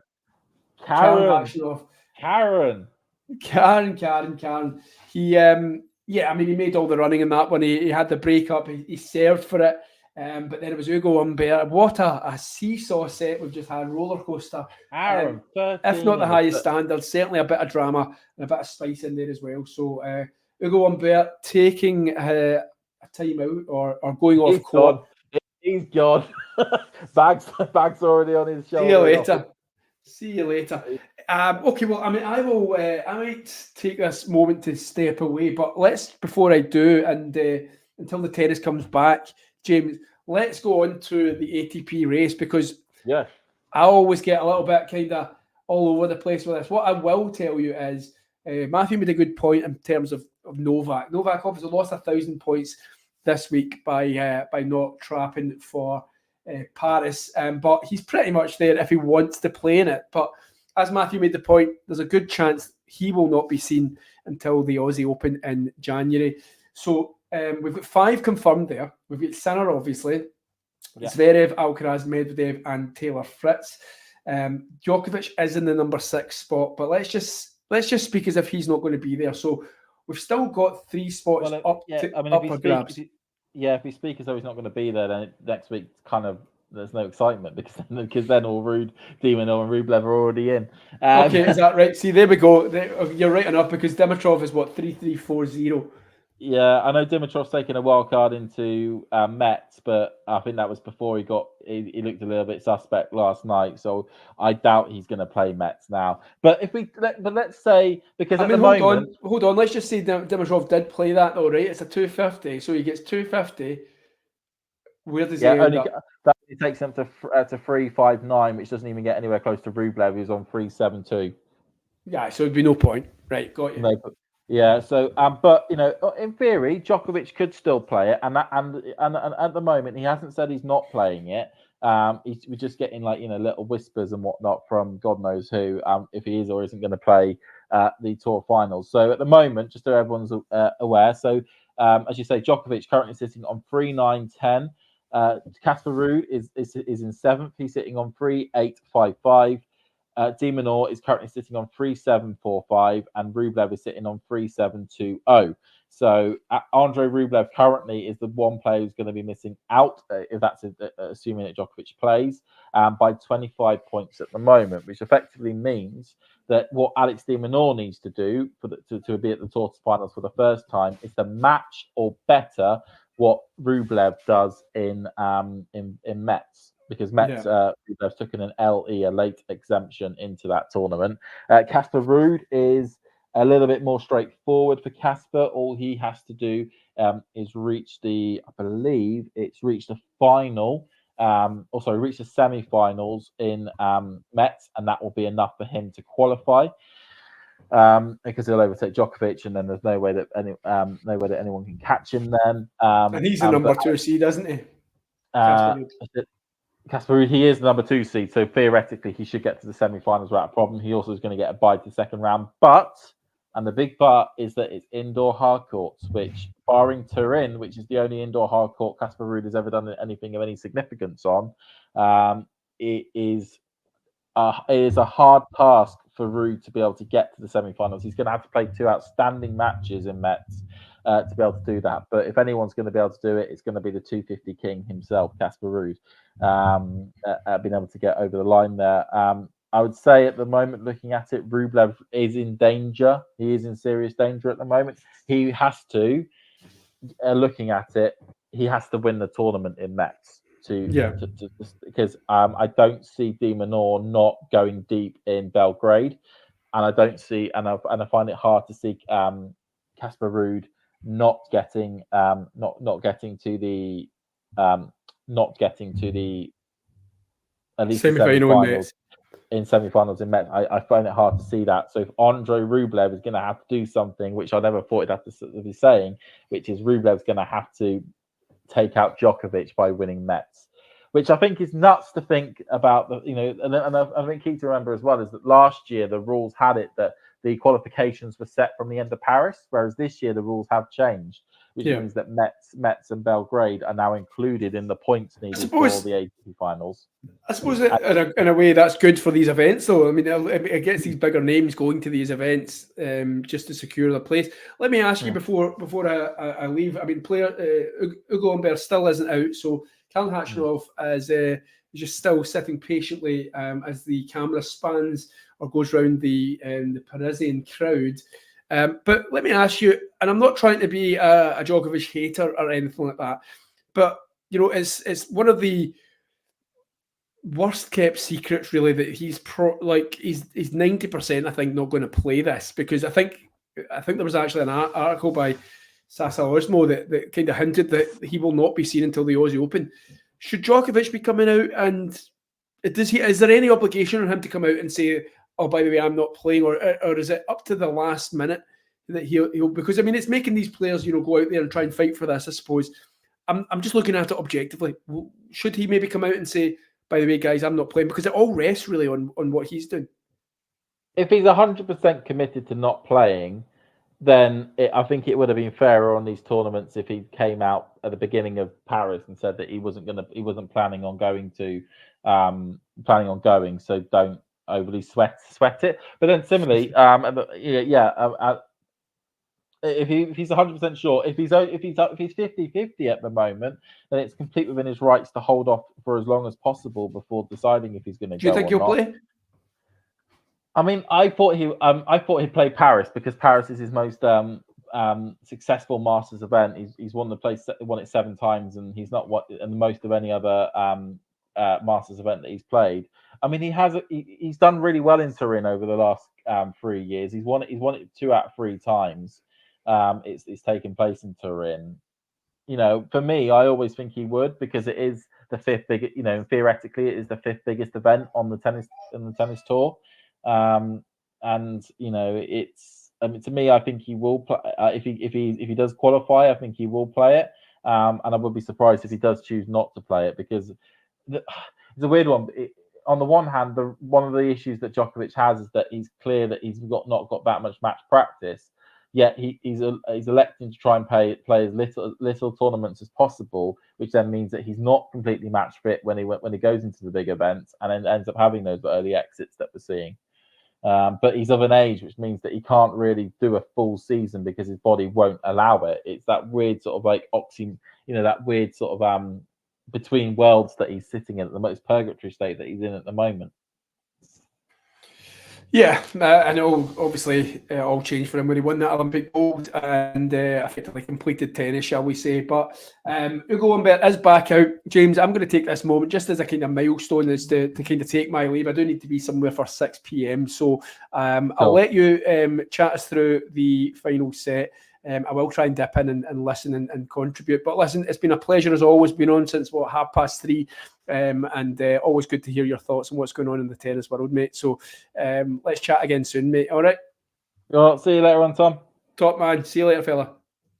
Yeah. So Humbert just hits a brilliant forehand down the line there on the Khachanov serve. Oh, but it was out, so it is actually 15 love to Khachanov. Now, as we know, the big thing at the moment is how is Ugo going to respond to the fact of such a long first set as that was. As I will need to give me a tick, everyone. As I will need to get the our scoreboard back. Let me just get a scoreboard up for everyone, so you can see what is happening. Do put some questions in the chat now that I'm on my own. That'd be fantastic, everyone. Just so that we can. There we go. We've got the score. Oh, just get sure that's that fits okay. There we go. So we've got a scoreboard live there for you to be able to sort of use and have a look at and whatnot as we go along. Like I said, do put your comments in the chat. So currently Khachanov 30-15 up and looking good at the moment.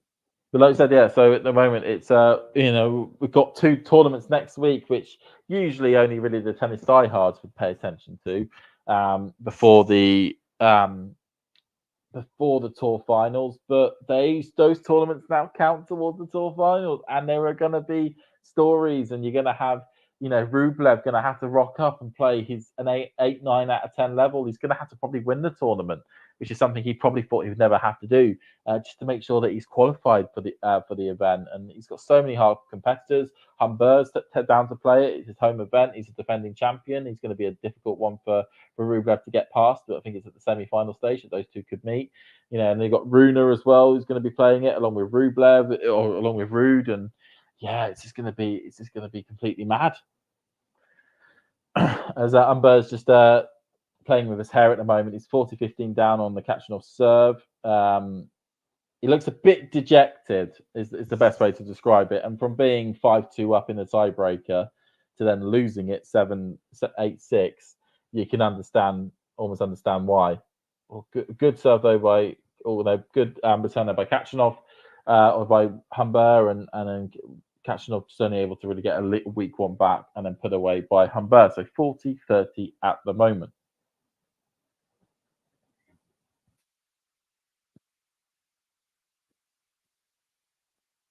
Little wiggle of the fingers from somebody in the crowd.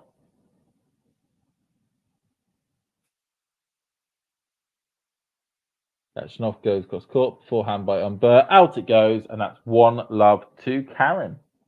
So good start from from the huge Russian or of Armenian descent. As when I was in the when I was in court, there was a few Armenian fans in the crowd waving the Armenian flag, which was quite nice to see. Of course, Karen here would love to get it wrapped up in straights. He's played a lot, as we said, he's played a lot of tennis over the past 3 weeks, and I think he's been very, very much looking forward to a break if he is able to get the win here. Because I think he was originally down for Belgrade, but he has pulled out of that tournament. His fans are coming in with popcorn and fizzy water and this horrible Heineken Silver that they serve there. Not a nice beer.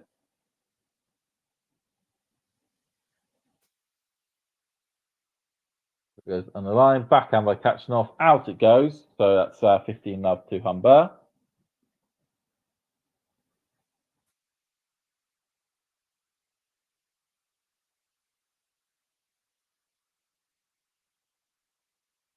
And just an update from Riyadh. Irina Sabalenka has won the opening match of the singles competition there, beating Zheng 6-3, 6-4.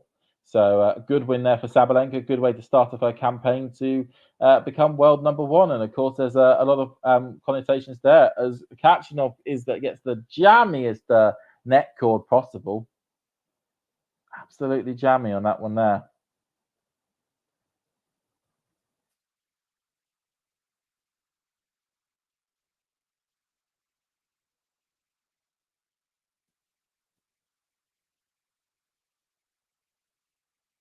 I mean, all Irina needs to do to guarantee herself world number one, just in case everyone is wondering, is that she wins all the group stage matches. Yeah, she wins all the group stage matches in Riyadh. She'll become year-end number one and get that title sort of sorted and locked up. Karen with a good forehand, backhand by Uber, forehand by Karen, other line by Humbert, sliced by Khachanov. Cross court by Uber, up the line. Oh, but long by Karen there. He was in that rally. He's not happy about that. So 30-15 to Humbert. I'm sure Khachanov would love to get an early break. Yeah, I'm sure he would love to get himself an early break.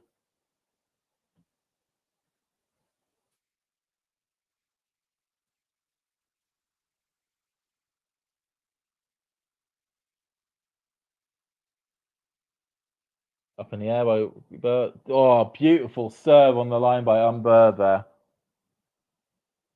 Sean saying, would you say Draper's and Shelton's games are comparable? Maybe a bit. I mean, I'm guessing Ben can be a lot more volatile, I think is a good way to describe it. He can have off peaks and low peaks. Interesting one, Sean. Actually, I would say that there are certainly comparisons. They've both got a brilliant serve. Their forehands have got a good loop to them, which is fantastic. John has landed from his plane. It's hopefully the plane ride wasn't too bad for you there, John. Good to see you saying hi.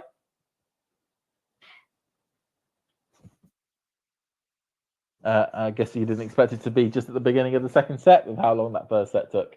As I say, it's 1-1 at the moment.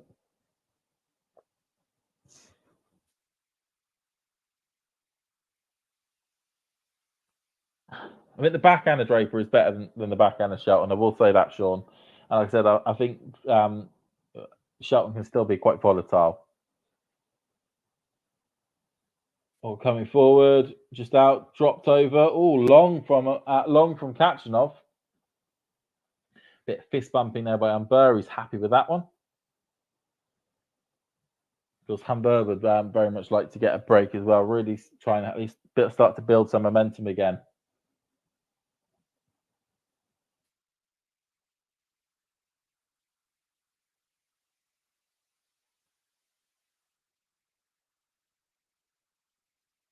Just go score back forehand by Humbert, backhand by Khachanov, out. So love 30 at the moment. So a bit of a half chance here. Certainly a bit of a half chance for the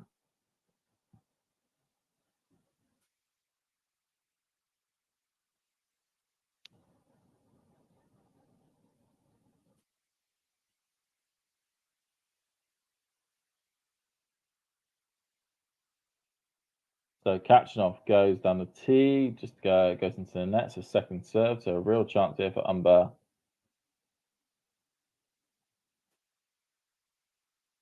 Backhand by Humbert, backhand by Khachanov, backhand by Humbert, slice by Khachanov, slice by Humbert, backhand by Khachanov, forehand by Humbert, slice by Khachanov, long 40 love. And there's a treat for everyone. If we do go to a third set, John will join us on the stream.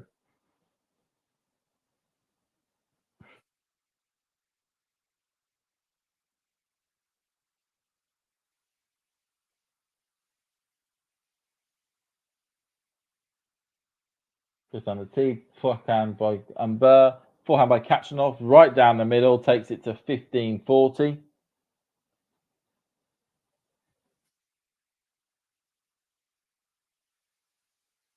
Well, I certainly would say Zverev is, so the question is, Zverev is the hot favourite for tomorrow? I would certainly say he will probably be, being the world number 3, going to be world number 2 on Monday. He will be the favourite for the match, certainly if it's against Khachanov. Humbert may be able to cause him some problems, but you would certainly favour the big German to potentially pick up his first ever Paris title. He's the one that hasn't played as much, certainly as in terms of time on court, as these two have.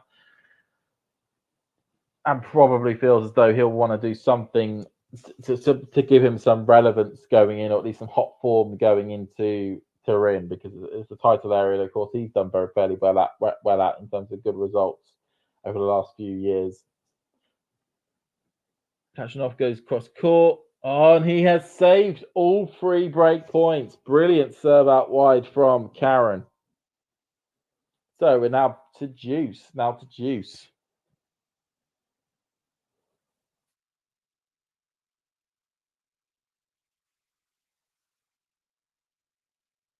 What's going to happen here?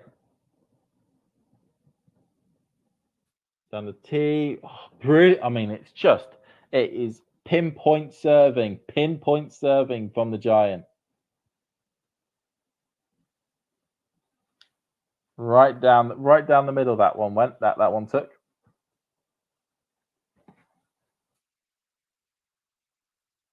Like we said, so advantage now to Karen. KK. Down the tee, forehand by Karen, backhand by Humbert, forehand by Karen, backhand by Humbert into the net.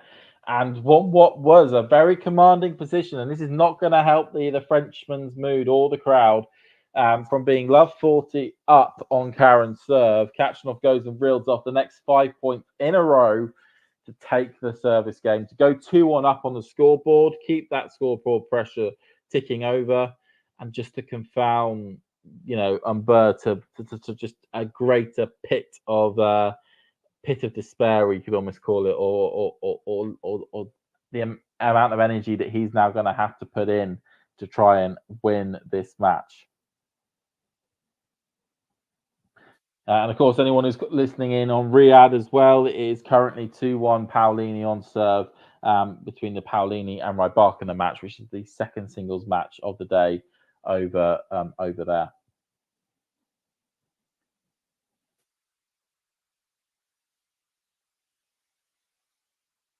Cohen here is just going to get himself some more armbands.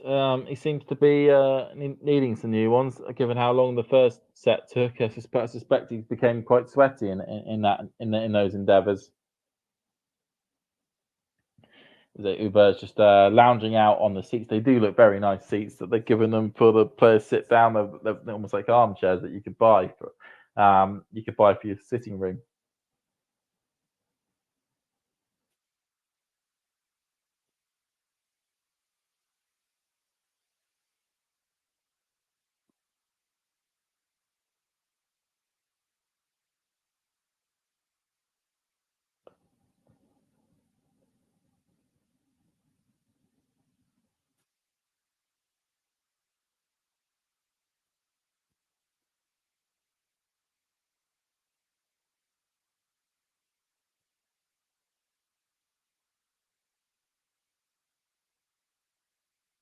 So on to we're now back with Humbert now serving.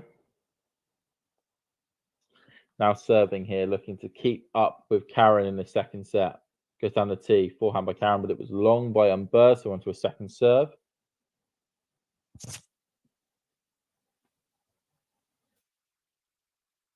Down the tee again, backhand by Karen. Oh, what a... It's giving me a cough, that backhand, crikey. God, I mean, he was right in the middle of the court. He managed to get around it, and not only get around it, but to redirect it back with a nice bit of angle towards the far end from Humbert to go love 15 up. John thought Humbert would take this. I thought that too. Like this has been a lot tighter and a lot more pro Karen in terms of the result or how the scoring's going, and even I thought was going to take place. You got the home guy, but you got the guy who just loves just to be consistent. Oh, very good swing by Karen there, backhand by Humbert, up the line by Karen, back at forehand by Humbert. Oh, just about lands in. Goes cross court. What a forehand from Karen. Up the line from Karen with a backhand. What a winner. Oh, it's just great tennis at the moment from Karen. Absolutely beggar tennis. Who was it who was injured when I left the stream? Was it Karen? I think it was more talking about Humbert yesterday in his match, in his quarterfinal match. He did have the trainer on a couple of occasions to have something to look with his legs. But it doesn't look as though that seems to be a problem today so far. At least I've not noticed anything.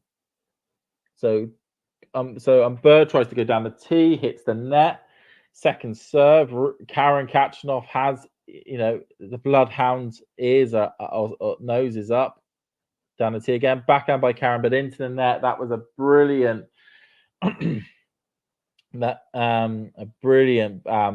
serve down the tee there by Humbert. So much swing, sort of swing on that ball to swing it away from Karen. He really had to stretch to try and even get anything onto it.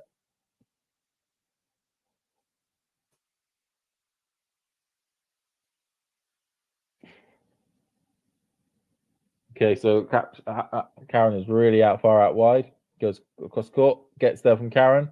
Into the court by Humbert. Karen can't reach it. That worked out wonderfully for Humbert.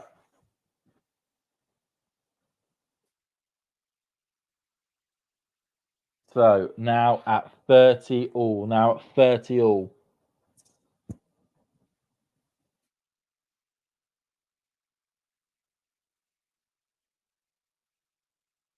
Okay, Karen. Just about gets on to that. Forehand by Humbert. Backhand by Karen. He won't be happy with that one. It was a simple backhand up into the air by Karen. Humbert goes for the smash forehand and just buries it at the bottom of the net. Now gives Karen a break point chance here. A break point chance to potentially go 3-1 up. And is the pit of despair on the centre court here going to worsen? Or can Humbert find a way out of this? Goes down the tee. Forehand by Karen, but it was long for the first serve. So on to a second serve. Real chance here for the Russian. Goes cross court. Backhand by Karen. What a backhand from Karen. Backhand up the line. Oh, but it's long. It was such a short in the court backhand return from Humbert. Karen came up to it, just needed to get it over, but added too much to it, and it went long on the baseline. On to Deuce. And it's good to hear that Man City lost as well today.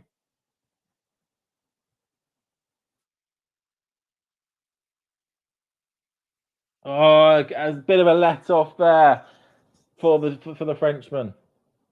Karen should be a break up in reality. Gets the forehand, just lands over, and then smashed away from the Frenchman. Advantage Humbert.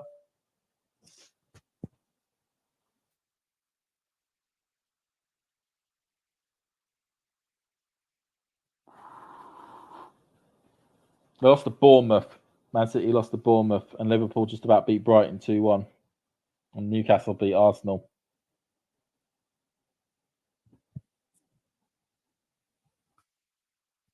Humbert goes down the tee, just goes slightly long, so second serve.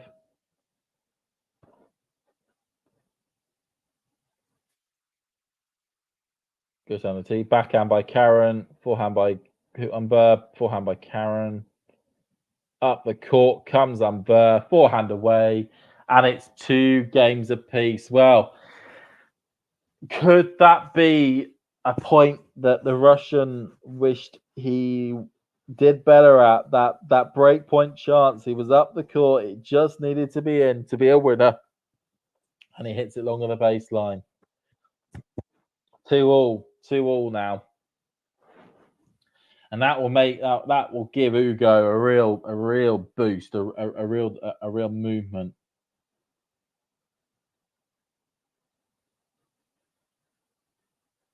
Second serve now because we're on the Khachanov service game.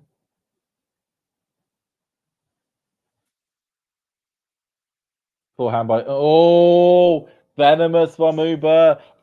Forehand cross court. Oh, had such an angle to it. 15 love to Humbert. 15 love. I could say that could be a swing indoors moment in this set. Humbert now has his tail up. Karen goes down the tee, forehand by Humbert, but it was just long. It was just wide, that serve. So second serve here. But Karen is challenging on the first serve. They get the Hawkeye, and it was out. It was out, so it is a second serve.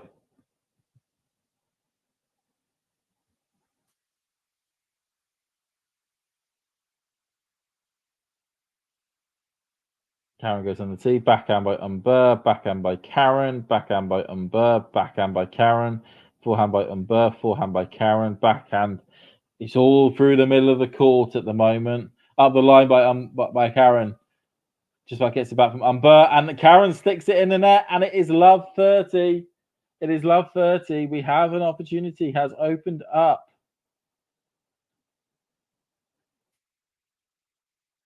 Humbert is really up feeling it. He's really there. He's really there.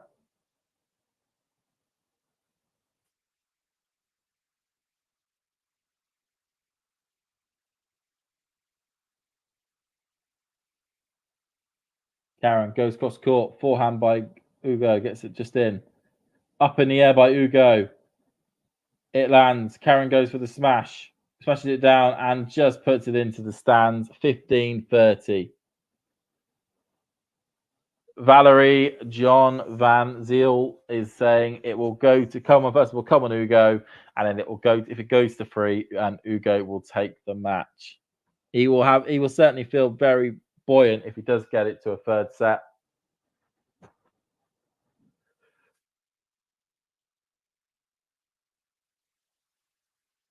Okay, Karen goes across court wildly across court. No luck there. Second serve, something for Ugo to potentially have a attack at.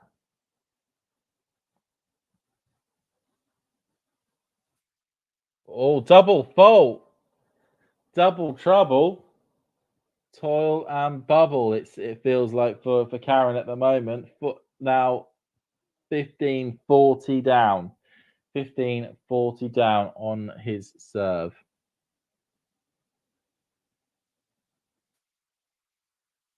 So from Karen having a set point chance, a break point chance in the previous game, Humbert now has 2. Karen goes cross court, back forehand by Humbert, forehand up by Karen, forehand by Humbert down the line, and it's on the line, and it is a break of serve. Humbert is now in the lead in the set, 3-2. He is now in the lead with by 3 games to 2. This match ain't over yet, ladies and gentlemen. This match ain't over yet. But as we saw in the first set, there was multiple times that I think Humbert was a breakup or Karen was a breakup, and then they got broken back straight away. So we can't necessarily count this over just yet. Anything could, and usually does, happen.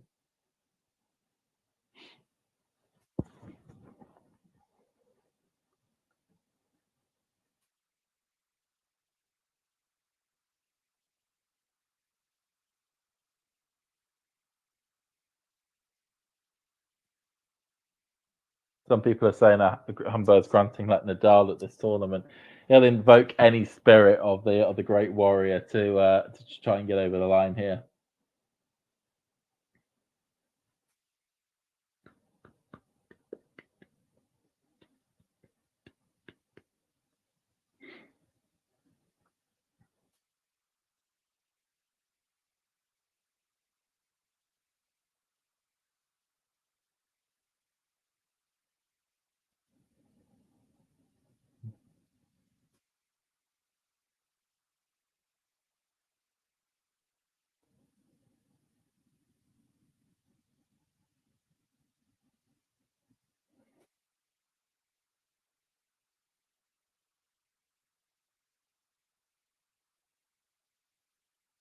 Everyone is just getting ready and waiting at the moment.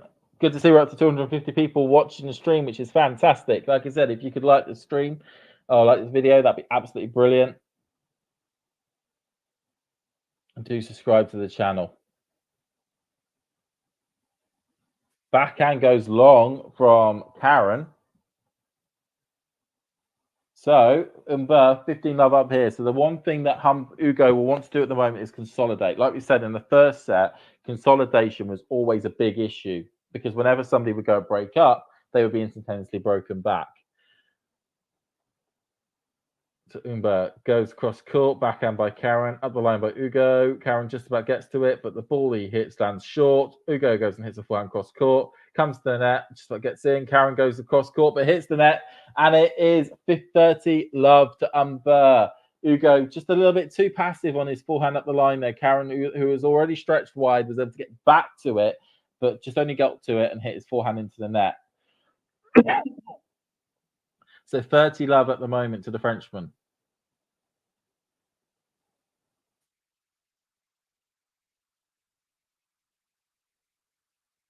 Humbert goes cross court, perfectly placed, 40 love, 40 love.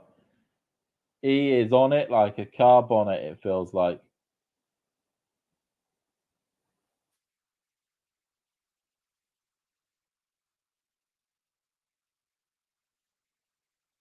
Okay, goes down the tee. Karen just about gets the ball onto it. It lands long, and a very quick service hold for the Frenchman. He'll be very happy about that.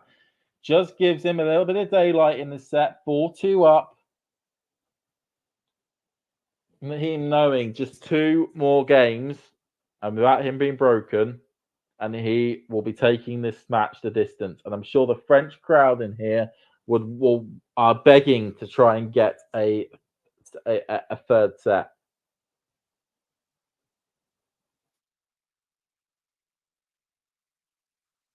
Karen goes down the tee, forehand by Humbert, forehand by Karen down the line, up the line by Humbert, but just too close to Karen, who's able to swat that away. So 15 love, Khachanov. Karen, of course, will just want to be keeping this to 1 break. He probably could feel he could maybe try and have a snifter at one of the next 2 Humbert service games to try and get that break back, but knows he can't give up any breaks in this set. Otherwise, it will be game over for the second set.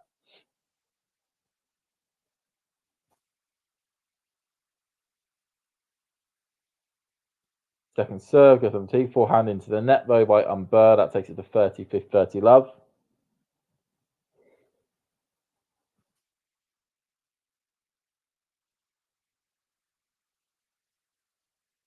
Just checking which ball he wishes to get, as we also say 30 love up at the moment.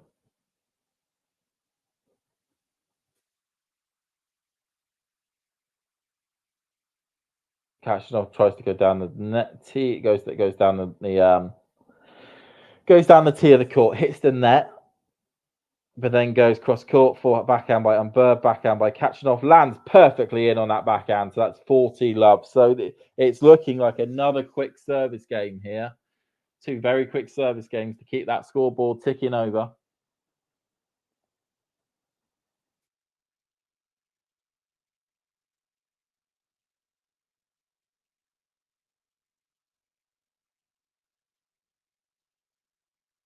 Goes down the tee, backhand by Humbert, forehand by Khachanov, into the tram lines, and it is 3. It is 4-3 to Karen. 4-3 to Karen. So also 4-3 to Khachanov, but who has still got a break, which is all good. We're just going to be back in just a tick.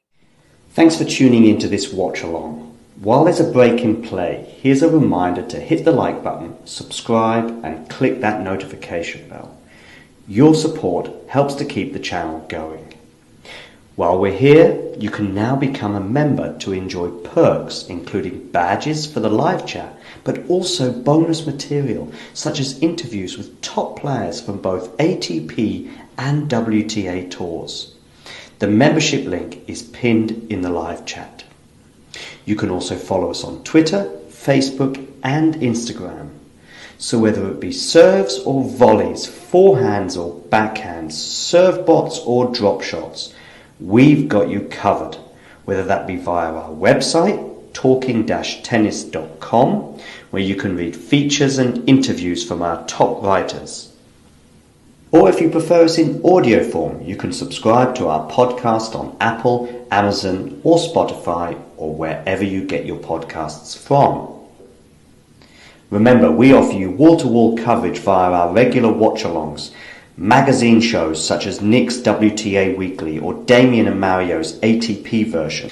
Plus, we deliver top content from people on the ground, actually at the tournaments, so you get even nearer to the action.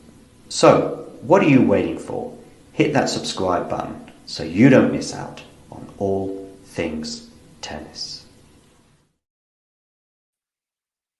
And we're all back now, and we've got Humbert here serving to keep this break, to get himself one game closer to a potential third set here. Remember, he has a phenomenal record at the moment when it comes to playing on indoor French main tour courts. He has won Metz, he has won Marseille. We've got Yorkshire's finest, Richard Haig, in the chair. Anything could potentially happen. So Humbert goes down the tee just slightly long, so we're onto a second second serve. Just on the tee, backhand by Humbert, forehand by Khachanov, forehand by Humbert into the net. So love 15 to Khachanov. Good start for the guy, for the big lad.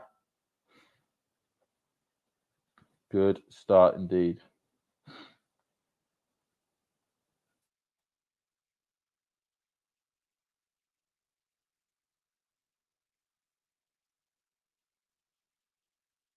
Okay, Humbert goes down the tee. Karen can't get to it. 15 all.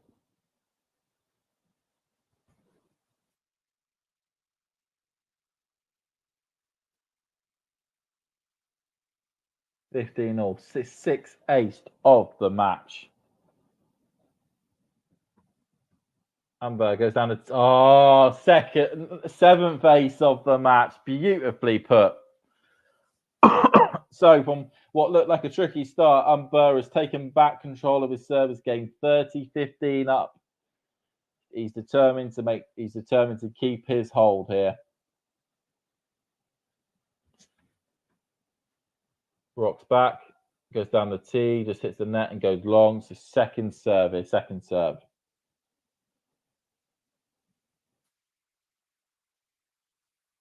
The forehand by Khachanov, forehand by Humbert, goes long on the baseline. So we're now back to Tricky Town. So it is 30 all at the moment. It very much seems as though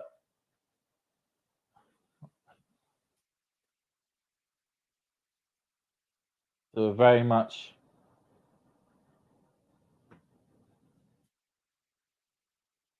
Humbert needs a first serve here. Gets a first serve, comes to the net. Oh, Karen just reads it, but it doesn't land over the net, and it's 40-30 to Humbert. So is the Frenchman going to keep his serve?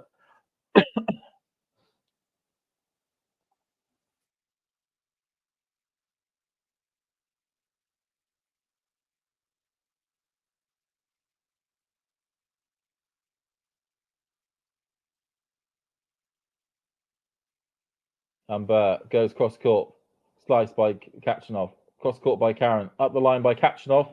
It goes long, and the Frenchman holds on. So he is 5-3 up in this service game. He's determined to have John join the stream. He's determined, Dick, Ugo. He knows that there's some a couple of lads a couple hundred miles away from Paris who could be joining a tennis watching stream, and he's like, I need to make sure that happens.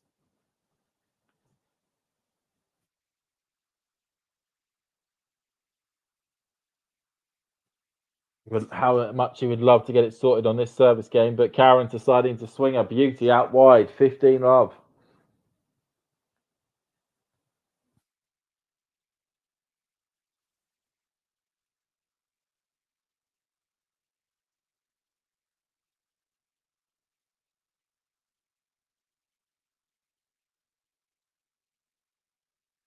Karen ball in the air, goes down the tee, it's just slightly wide, so it is second serve.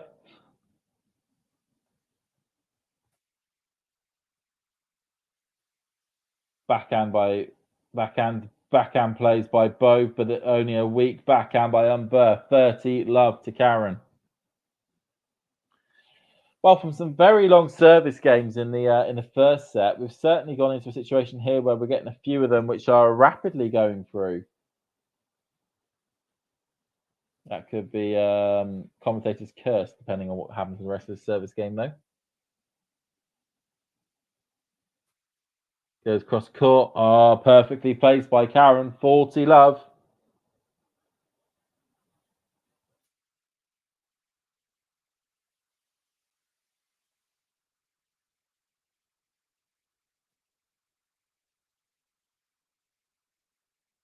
Goes down the tee. Backhand by Humbert. Backhand by Karen. Backhand by Humbert.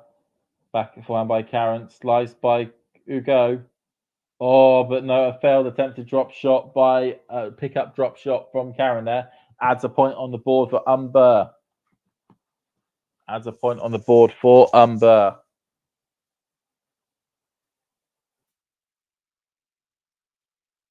It's a beautiful drop shot that Hugo was able to put in there. Stayed so low. So low.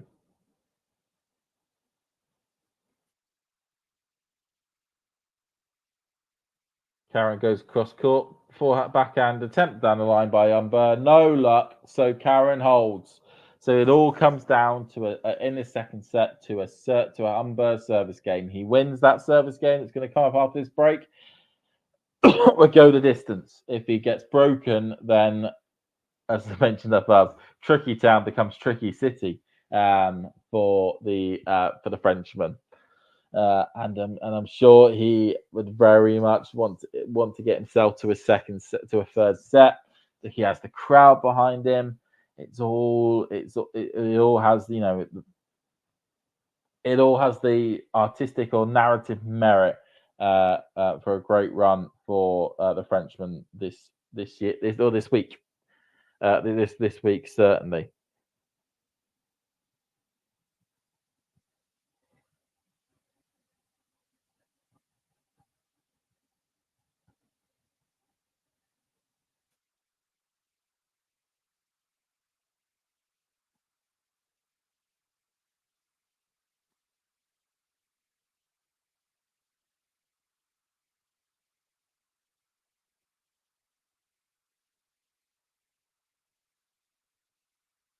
As I say, both lads are currently sitting down. I mean, it's been a really good fight back at the moment for Humbert. There was certainly, as we say, that moment that we had where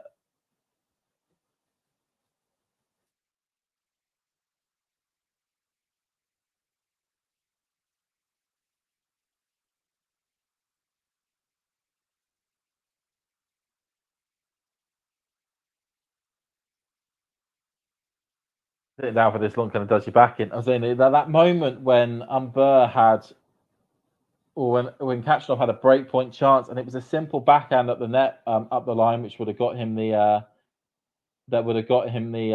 break. That was a sliding doors moment in this set. It's the classic thing. You don't take your chances. It can come back to bite you. And in the next service game, he got broken. Humbert here now, 15 love up at the moment.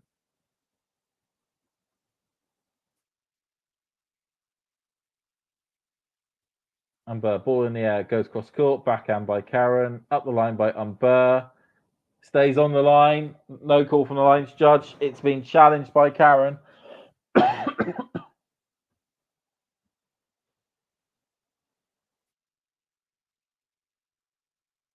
The TV says it's in. It's in. It's 30 love. Brilliant start to this serve to the serve out by Humbert.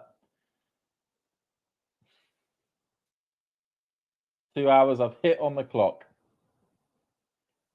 Humbert, ball in the air.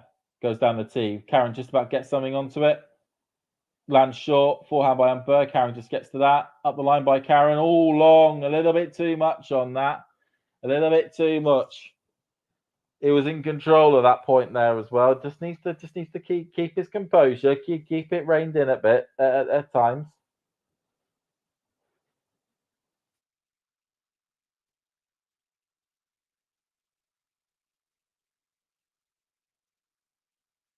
So up in the air by Humbert, just hits the net and bounces long.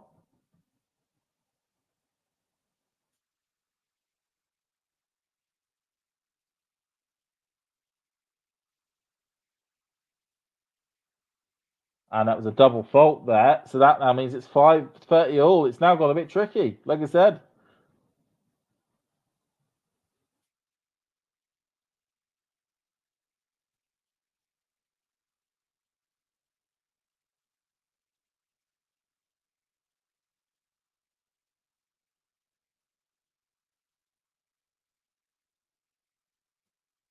Humbert, ball in the air, goes down the teeth. Just about gets onto it from Karen, but it lands in the court. Cross court by Humbert. Oh, shanked forehand from Karen gives Humbert the set point. Bold that set as it will pop up on the board. Ballet de set.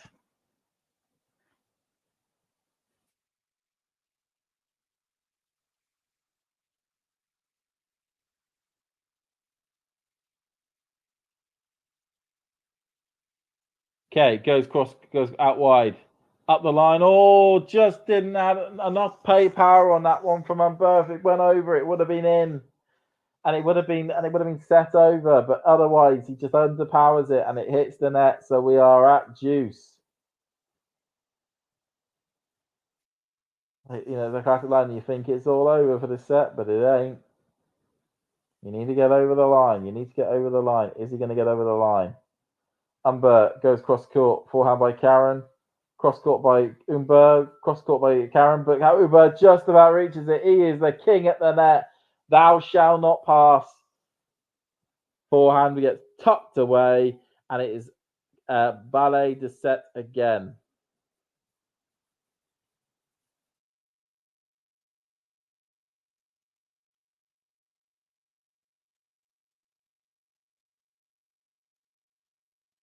All right, just looking at his team. They're all trying to give him the support he needs. As I say, ballet du set, ballet du set.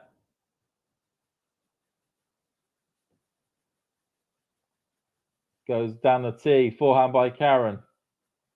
Cross court by Humbert, backhand by Karen, backhand by Humbert, forehand by Karen. All just about clips the net. That just goes long. Is it long?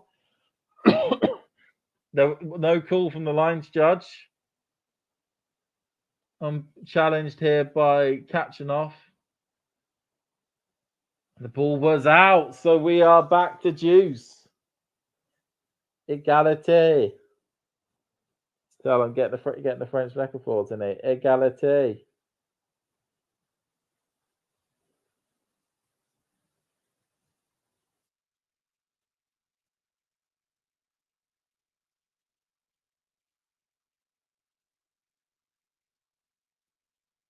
Goes up the line. Backhand by Karen. Forehand by Humbert.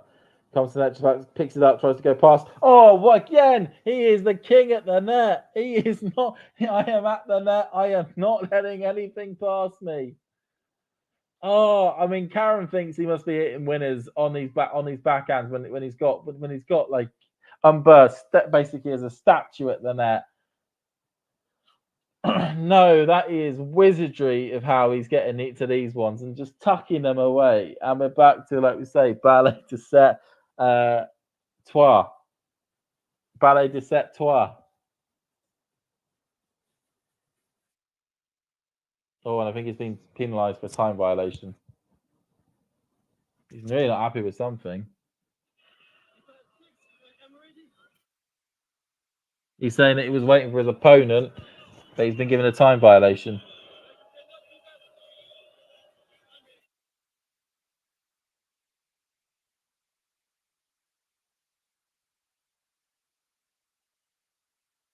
And unfortunately, he's not. Richard Hague is not going to be the most popular man in Paris tonight if things go sideways from here.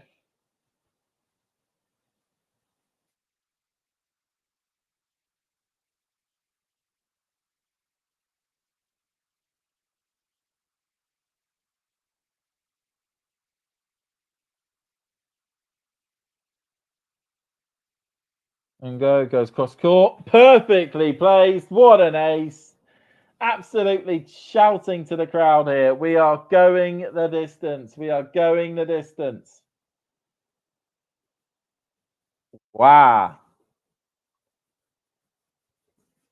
2 hours and 5 minutes on the clock, and we are going the distance. Brilliant set there by Hugo. Gets the break and consolidates all the way to the end.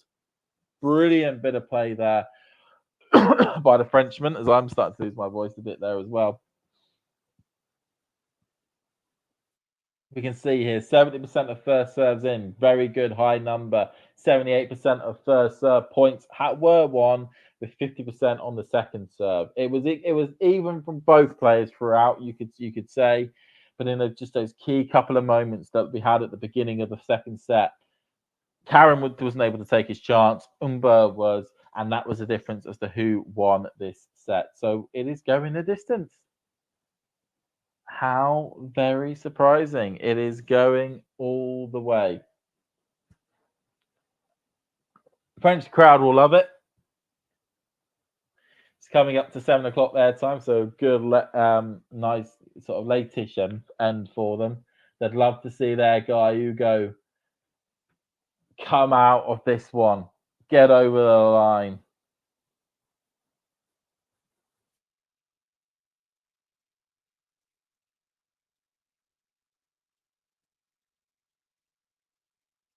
Could it happen?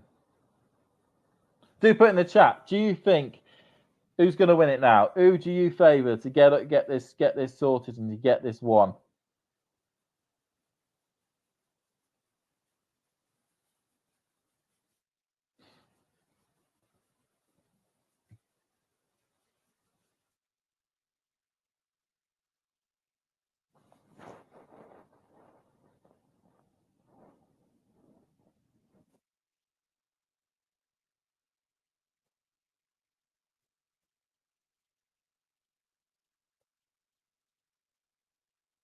And John is saying on the chat that he is on his way. He doesn't want to miss this for the world. Hugo's still not happy at the lines judge though about the time violation.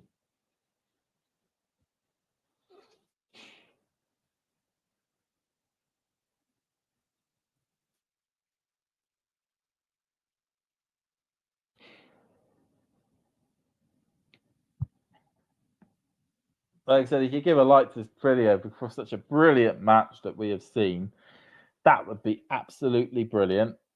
Fantabidosi.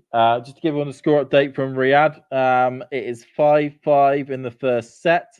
Currently, Paolini has got an advantage on her serve to try and to make it 6-5, all to be on serve. And John says John will be with us in a couple of minutes as well.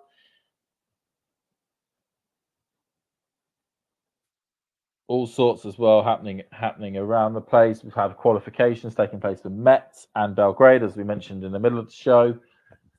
That's going to be crucial this next week with regards to the fate of Rublev, Dimonor, and Rude as to who's going to be going to Turin. Theoretically, theoretically, all of them are going to Turin because there'll be because one of them will be one of the alternates. But theoretically, in terms of playing as one of the main 8, only 2 out of 3 of them are going to be going. Of course, there are. However, there are there are question marks around Djokovic and if he's going to actually be playing at the tournament, which could make this next week entirely academic and a pantomime for no apparent reason. But that's the way Novak Djokovic likes to operate. Not giving a clear answer whilst people are like grinding away like crazy. And then John is saying that Ons tipped Paolini to make it out of the group, and she got dealt a very tough group. Zheng, Rybakina, Sabalenka. I mean, they are hard players to beat, and it's going to be if Paolini does make it out of that group, absolutely full credit and kudos to her for doing that, because that would be a phenomenal achievement.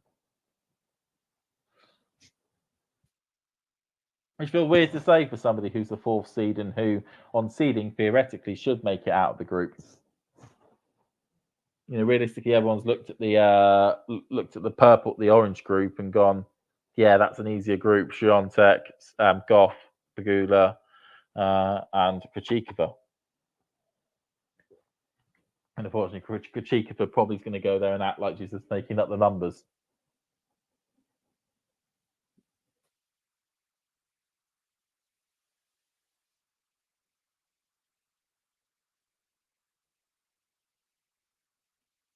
Well, how about Humbert just goes wide.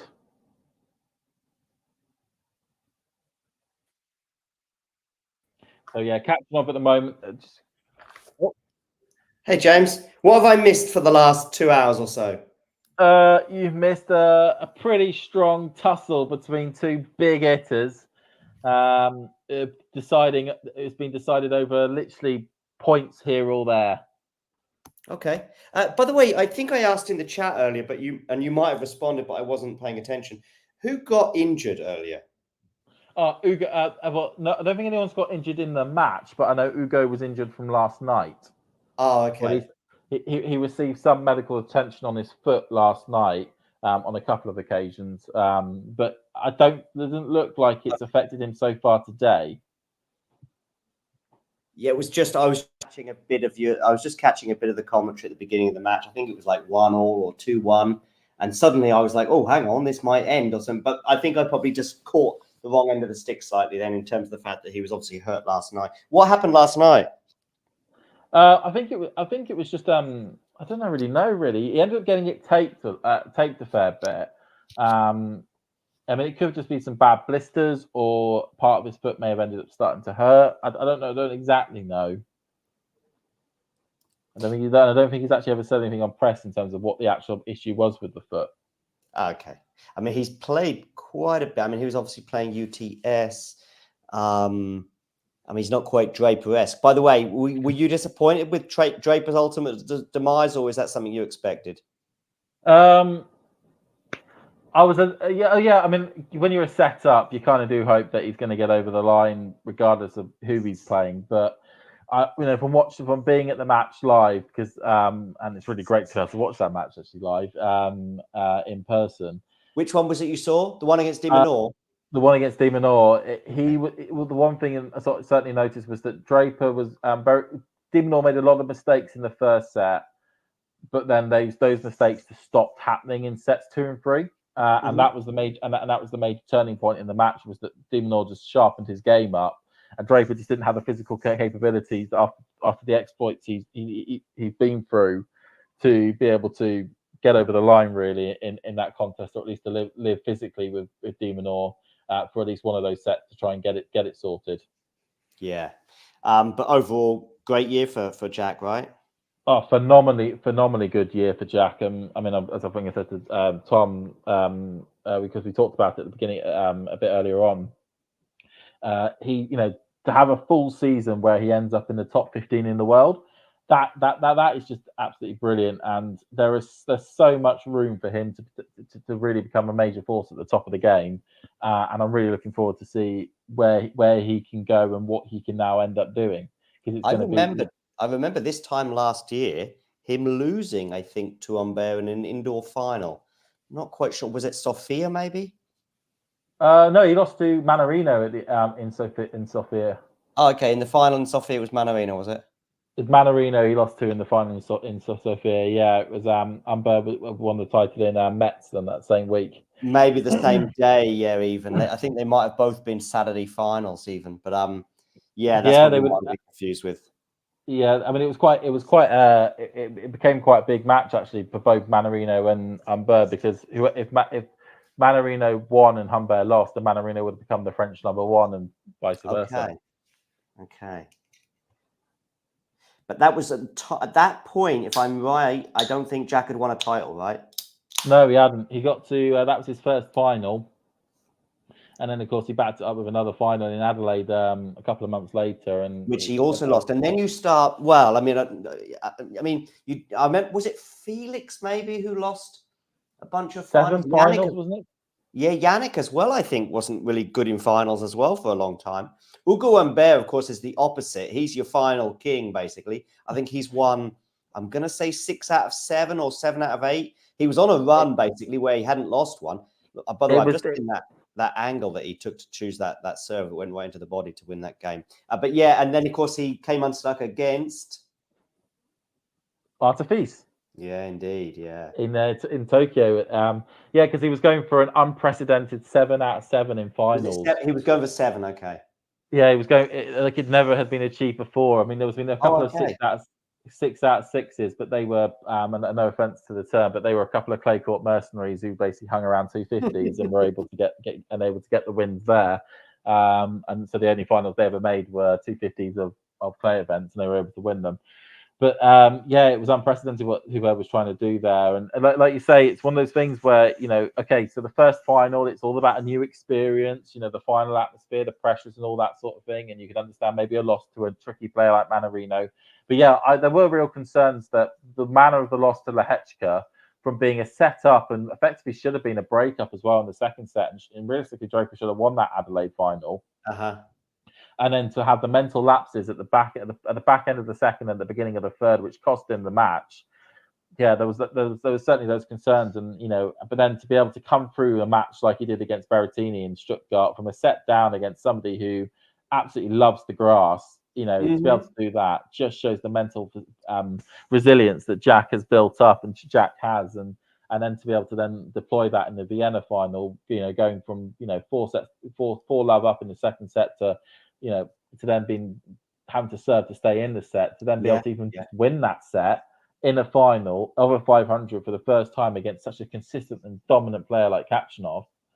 I mean, the mental side of things is there for Jack. I mean, yeah, he can get a bit frustrated on court at times when things don't go right for him. But he, when it's nothing to do with his tennis and it's to do with the mind, he can stay solid, which is brilliant. Yeah, it's a very solid, comfortable hold there for Karen. To love. The 2 previous service games actually were pretty comfortable. That one into the body there and Humbert dumping it in the net. I mean, maybe Humbert would be a little disappointed with his return game in that particular instance. But yeah, back to Humbert and his finals record. And it does make a difference. He told me that because I spoke to him in Frankfurt about 2 or 3 weeks ago. And he said, I don't think it was necessarily there before he won his first final. It wasn't like he had this special mentality. But of course, you build it over the course of those 6 finals that he won. Suddenly you're going into finals feeling as though, okay, this is a final. This is where I excel. Certainly at the sort of 250 level anyway, where I guess most of those 6 previous finals had occurred. Yeah, I got the record up here. So his first title was in Auckland in 2020. Okay. I'd be interested to know Auckland. So that'd be outdoor hard. Auckland final 2020. Who was it that he played in that final? Because sometimes if you get yourself an easy opponent or somebody that you're quite good at beating, yeah, that helps. that makes it, okay, you got a bit of nerves, but you can generally get through the match. Auckland final 2020 men.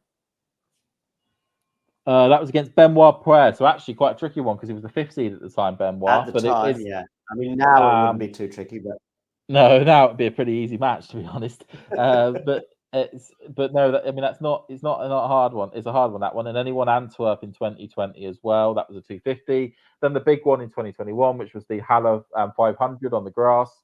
Then in 2023, so after a 2-year spell, he then won Metz, and then of course this year he won Marseille, and followed that up a couple of weeks later by winning Dubai, which is the 500 level. Yeah, so he's got that 500. But yeah, that final he had with Fritz, by the way, a couple of months ago in Tokyo was one of the matches of the year. Obviously, some match points came and went for. At least one came and went anyway for. Oh, the net cord there that went the way. Oh, sorry, it didn't. I thought it went the way of Humbert, but it must have landed. I'm watching on my phone. And I thought it had clipped the net and landed back over, but clearly not. It landed on the side of Humbert. So, love 15. But so Humbert, Hugo said to me a couple of weeks ago, he said that for quite a while he's been thinking about the match point that came and went, and I think he mentioned the fact that there was a possible net approach that he didn't take, and that's his sort of point of regret. Yeah, was that the one in the Feast match? Yeah, in the Tokyo final against Feast. Yeah, I think it was just one match point he had. I think, but it was a rally. Yeah. It wasn't like one of those ones where he didn't have a chance. Mm. No, it was. I would certainly say that Feast has become a bit of a 500 merchant when it comes to his finals. That's right. He obviously won Hamburg. Two 500 finals, two wins. I mean, that's phenomenal. Especially, it's phenomenal to be able to say that you won 2 500 titles. I mean, yeah, granted, the Hamburg field isn't as strong as a normal 500 would be, but certainly when you happen to beat the world number 3 in the final, that's still a huge task to be able in his hometown with his home crowd as well. Yeah, and so it's no mean feat really. To get yourself into that position, and it's it's certainly a mark. 500. To win a 500 means that you're having to beat some pretty decent players to be able to actually win that title. It's not they're not easy titles to win, and they don't come around so as often.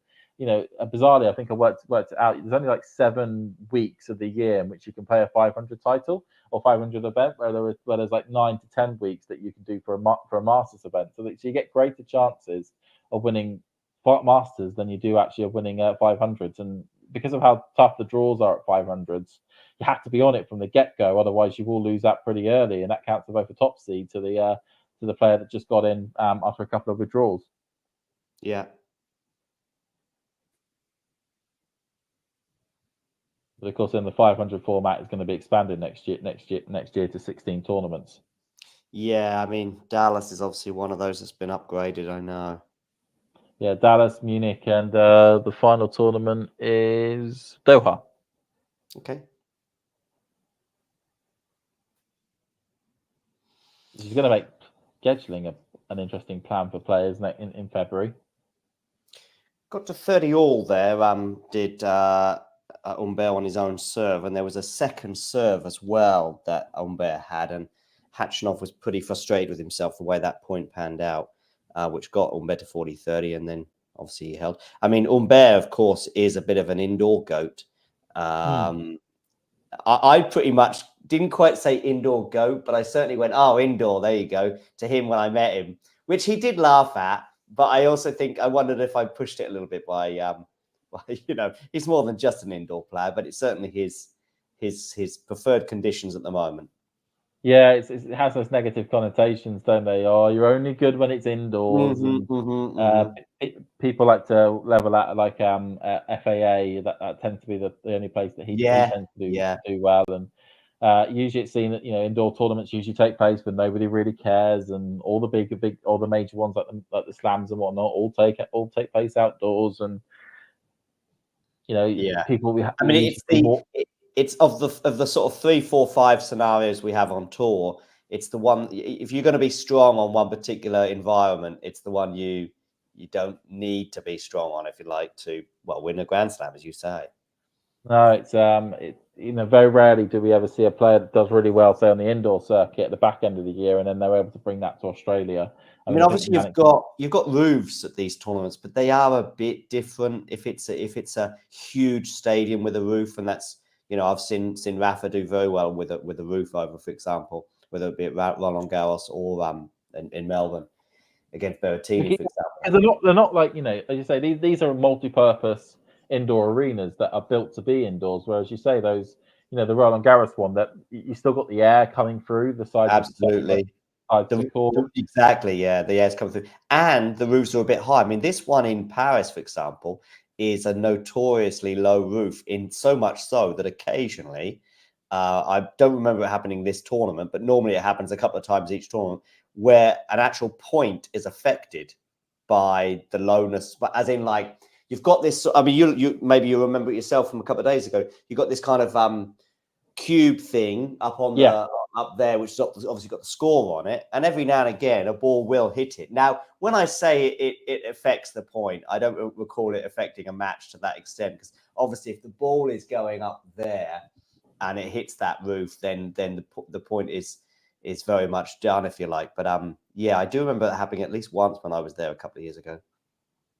Yeah, it does happen. I mean, especially also on court 1 and 2, which have much lower roofs than. Oh right, I haven't been to those courts. I've been to those. I've been down to those courts. It feels as though the roof just about meets the height level. Yeah, but literally just. I mean, the amount of it's quite funny because he hit it up hard enough. You know, those sort of like squares that you have on like classic office blocks roofs. Yeah, where like they can push it up and put stuff up there. You can see that sometimes those squares that they hit it into actually end up coming off because of it. just watching that last point. I mean, it's 30-40 now because, or sorry, 40-30. Humbert winning that point and raising his fist as though he's just won the title, but as it is, he's just gone from 40-15 to 40-30. No, they're all sticking with serve at the moment. Ever since the breaks of serve. Were there any breaks in the first set, by the way? Oh, wow. What's happening? Oh, is he okay? That was just, he's just testing something. Oh, he's not sure. He's not sure, is he? I think it looks like it's a sort of hamstring, doesn't it? Yeah. Something in his thigh. Has he called for the trainer? He certainly had a word with the umpire about something. It looks like it's all about just all of a sudden come along. Yeah. Yeah, and there were there were breaks. Karen went up a break twice, and Humbert broke him back instantaneously twice. Okay. So 4 breaks of serve in total in the first set. Yeah, and then in the second set, it was interesting because Karen had a break point chance on the Humbert serve, and he literally he was able to in the point shove Humbert right out into the middle, right out to the far ends of the court, right to where the spectators are. And then Humbert managed to get a return back, but it was quite a short one. Karen came up the court. All he had to do was do a simple backhand pass winner, and he would have got the point and would have broken him. And he hit it long on the baseline. That took it back to deuce, and then Humbert from there was able to then hold, and then on the Khachanov serve was able to break him with some brilliant bits of play. The trainer is indeed now paying attention to. I'm not sure if this could be 14 games worth of wear and tear over 2.5 weeks now starting to catch up with him. Oh, it's okay. He's played a lot of tennis, hasn't he? Yeah. Did he win the title last week or just make the final? I'm just trying to remember. He won the title in El Mati a couple of weeks ago. Then went to the final of Vienna, and now has got himself to the semi-final here. So that's that 9. Certainly he's played 9 matches coming into Paris, and then he's played a further 4 matches on top of that. So he's played 13 matches. This is the 14th match in less than 2 weeks or 3 weeks. Yeah, these are all 1 week tournaments as well. I mean, none of that 2 week Masters 1000 nonsense. No, that's malarkey. No, so I'll tell you what, though, I do give Karen his absolute credit to be able to have done what he's been doing over the last 3 weeks.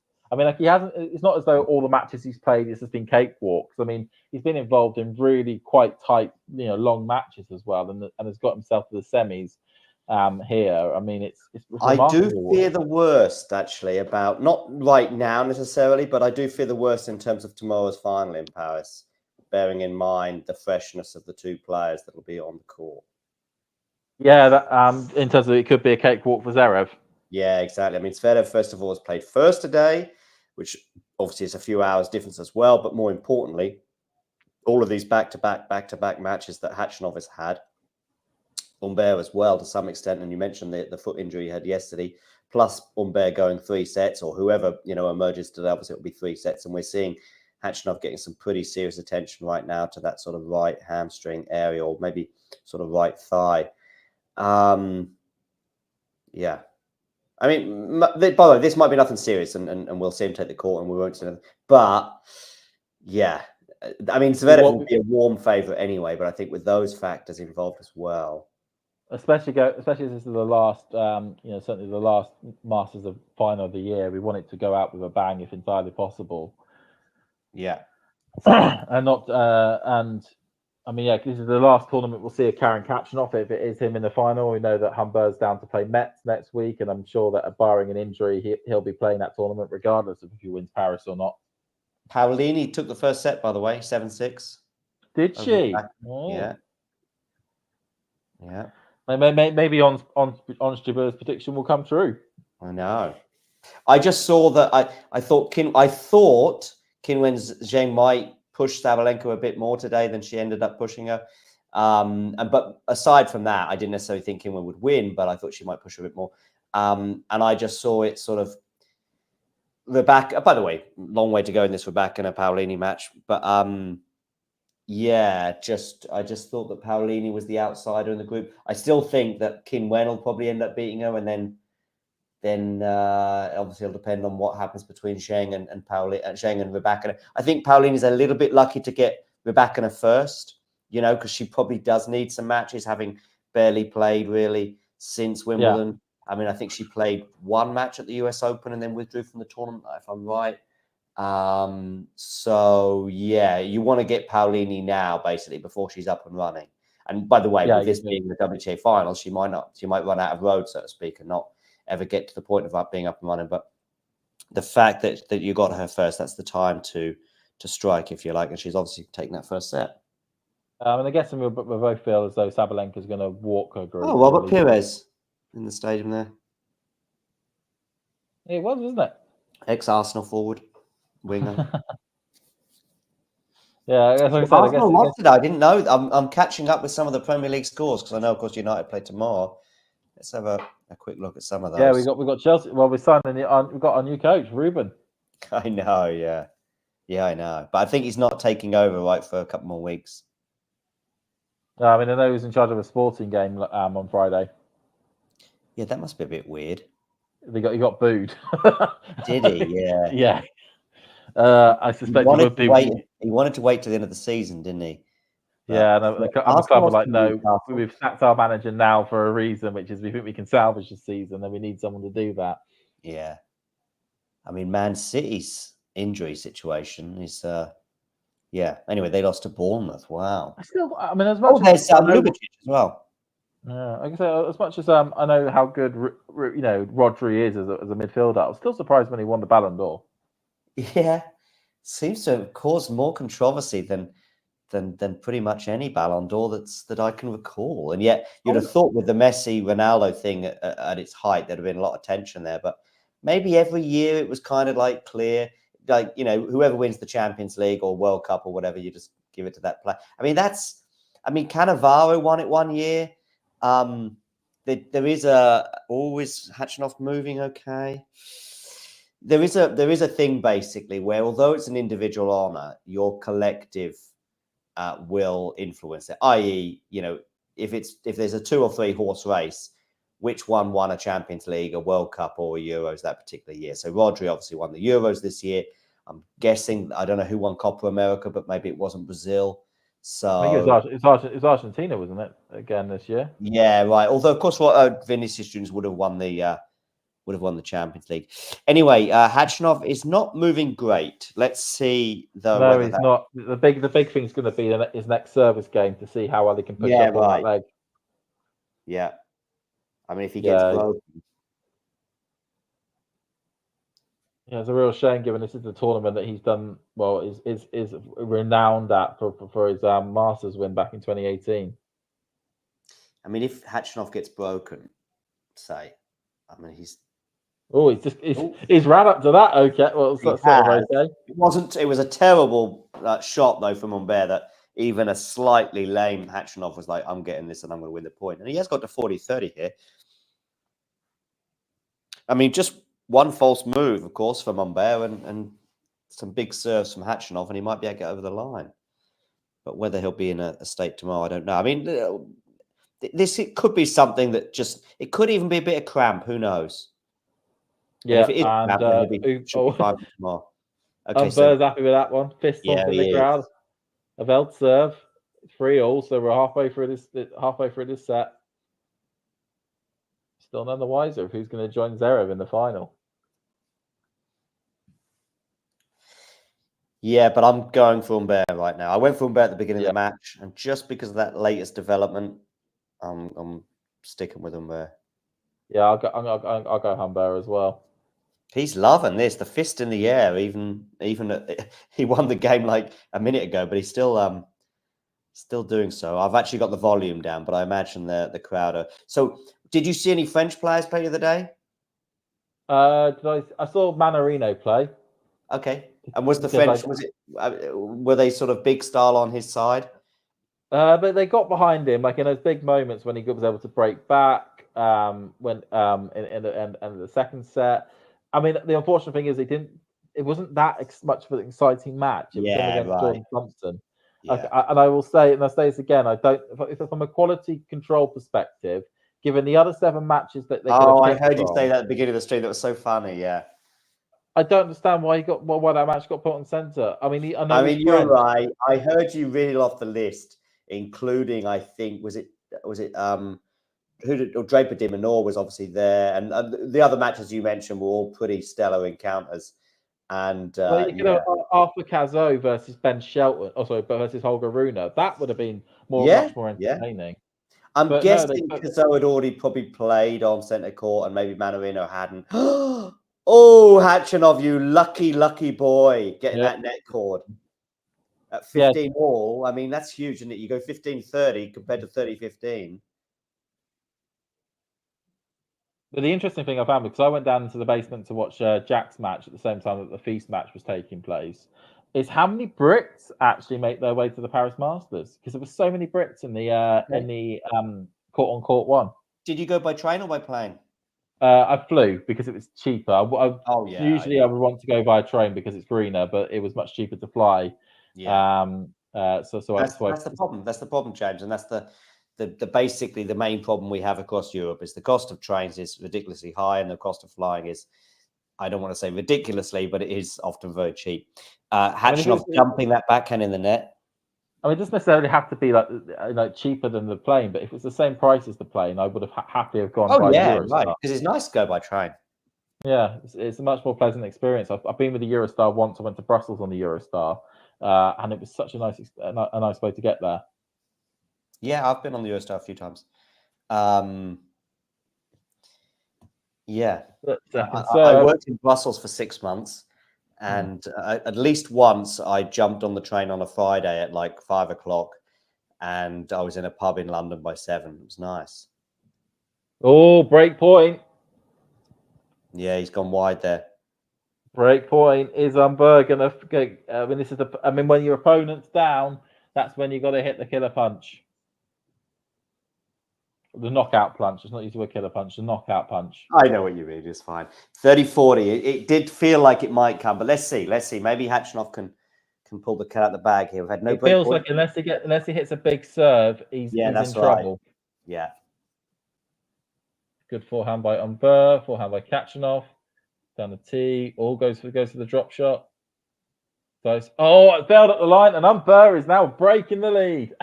That loads the kiss to the crowd.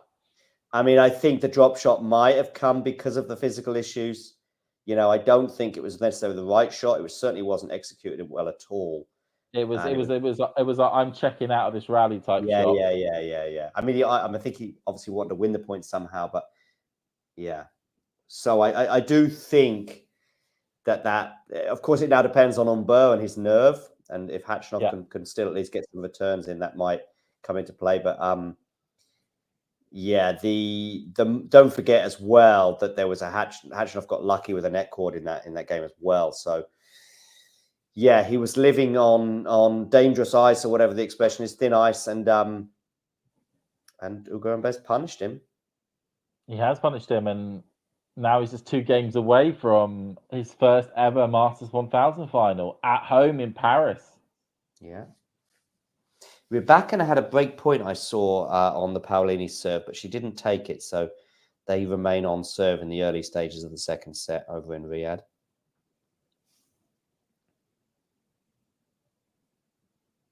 I can hear fireworks. I was just trying to remember what this noise was. I can hear, but it's fireworks outside. Well, of course, my house. You're getting close to bonfire night, right? Yeah, so like a week or 2 beforehand, everyone likes setting off fireworks. I mean, it's a weekend now, so of course people are going to do it now. Probably, yes, the closest one as well. Maybe if it sort of fell on a Friday, or fell on the 5th or something. But just for our international audiences want to know why we have fireworks that go off now. We have bonfire night on the 5th of November, which is it's actually a bit of a weird tradition that we have that's based around a failed attempt to blow up the king in Parliament back in the 1600s. It was a guy named Guy Fawkes and a few others. Basically managed to put a load of gunpowder barrels right under the Houses of Parliament, and were attempted on the 5th of November to light it. They wanted to light it while the king was opening Parliament so that they could kill the king and all his servants. But it was foiled before it could happen, and ever since then we've had a sort of mini celebration where we ended up lighting bonfires and setting off fireworks. I don't know if Hugo Humbert will be setting off any fireworks, but he's certainly every single point right now. Hugo is celebrating it, and yeah, even that return from Khachanov, and it didn't take a huge amount of movement, but it's difficult to see a path back here for Cowan, but he is going to soldier on. Yeah, he's 15 over for the moment, Humbert. Bad. Was that a bad forehand? Yeah, it was a bad backhand from Khachanov there. Just goes into the tram line to 30 love. Yeah, it feels like we're going to have. I know, not to preempt, but I think we're going to get a bit of an anticlimactic way for this. We might do, yeah. It's going that way. If somehow Khachanov could garner a break point or something, that might make things interesting. But it doesn't look like he's going to be winning many points for the rest of the match. We'll see. No, I mean, he looks down and out. Yeah. I mean, at this stage, it's just about getting Humbert's celebrations, and the crowd it's probably being a bit much for Cowan right now as well, because he's thinking, listen, don't rub it in. But the crowd, three-quarters of them aren't aware of the limitations that Khachanov is feeling. See, look at those last 14 points, 11 going the way of Humbert. I'm wondering if those 14 points have all fallen since that injury flared up. Yeah, and then a brilliant back. I will give. It was a good backhand return. It was a really good serve, but open court. So now 5-3. So one game away for the Frenchman in France to get to the final of the Paris Masters. It was an interesting comments he made as well. I will just bring up when he got put onto court one for his second round match, when Fils and Pesci Perricard got their first second round matches put onto centre for the second day in a row. And him saying, maybe I'm too nice. Yeah, he wasn't happy. He was like, I'm the French number one. Why am I not up there and I'm down here? As he hits a brilliant backhand. Despite Khachanov's limitations, that was still an excellent return of serve from Humbert. Took it early, lovely.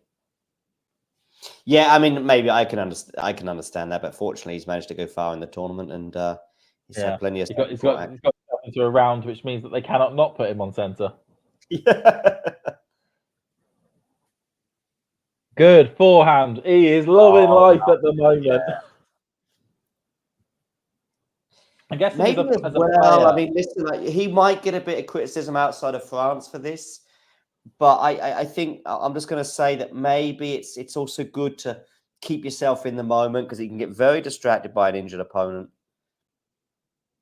I mean, you're winning at a big event in a big stage in your home country. You milk it in as much as you want. Yeah.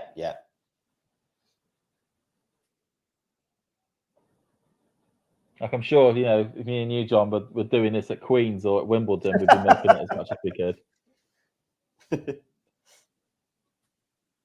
I wouldn't mind making a semi at Queen's. I wouldn't mind that at all. Oh, he's on the ground. Oh, shit. I don't normally swear on the stream, but unfortunately, we've just seen it get to love 40 and Khachanov basically fall onto the ground.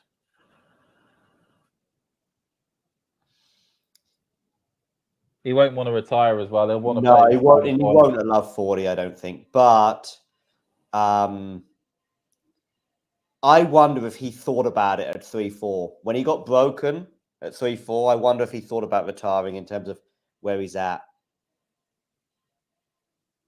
Humbert's going to win the point here. He at least set it up so that Humbert could win within the allocated time. But yeah, Khachanov has gone. I mean, he's not down for any tournaments anymore until for the rest of the year, but hopefully it's nothing too serious that will hamper his. Khachanov is a bit annoyed, though. He's a bit annoyed at the net.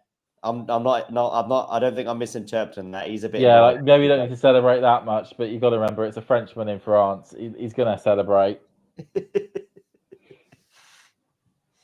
But Hugo there probably just thought, I'm not going to get involved because I won probably the biggest match. Well, I mean, I know he's won titles and stuff, but still, to do it on your own. Well, points wise, this is the biggest win of his career because it's 625 points you get for getting to the final of a Masters, which is more than a 500 title.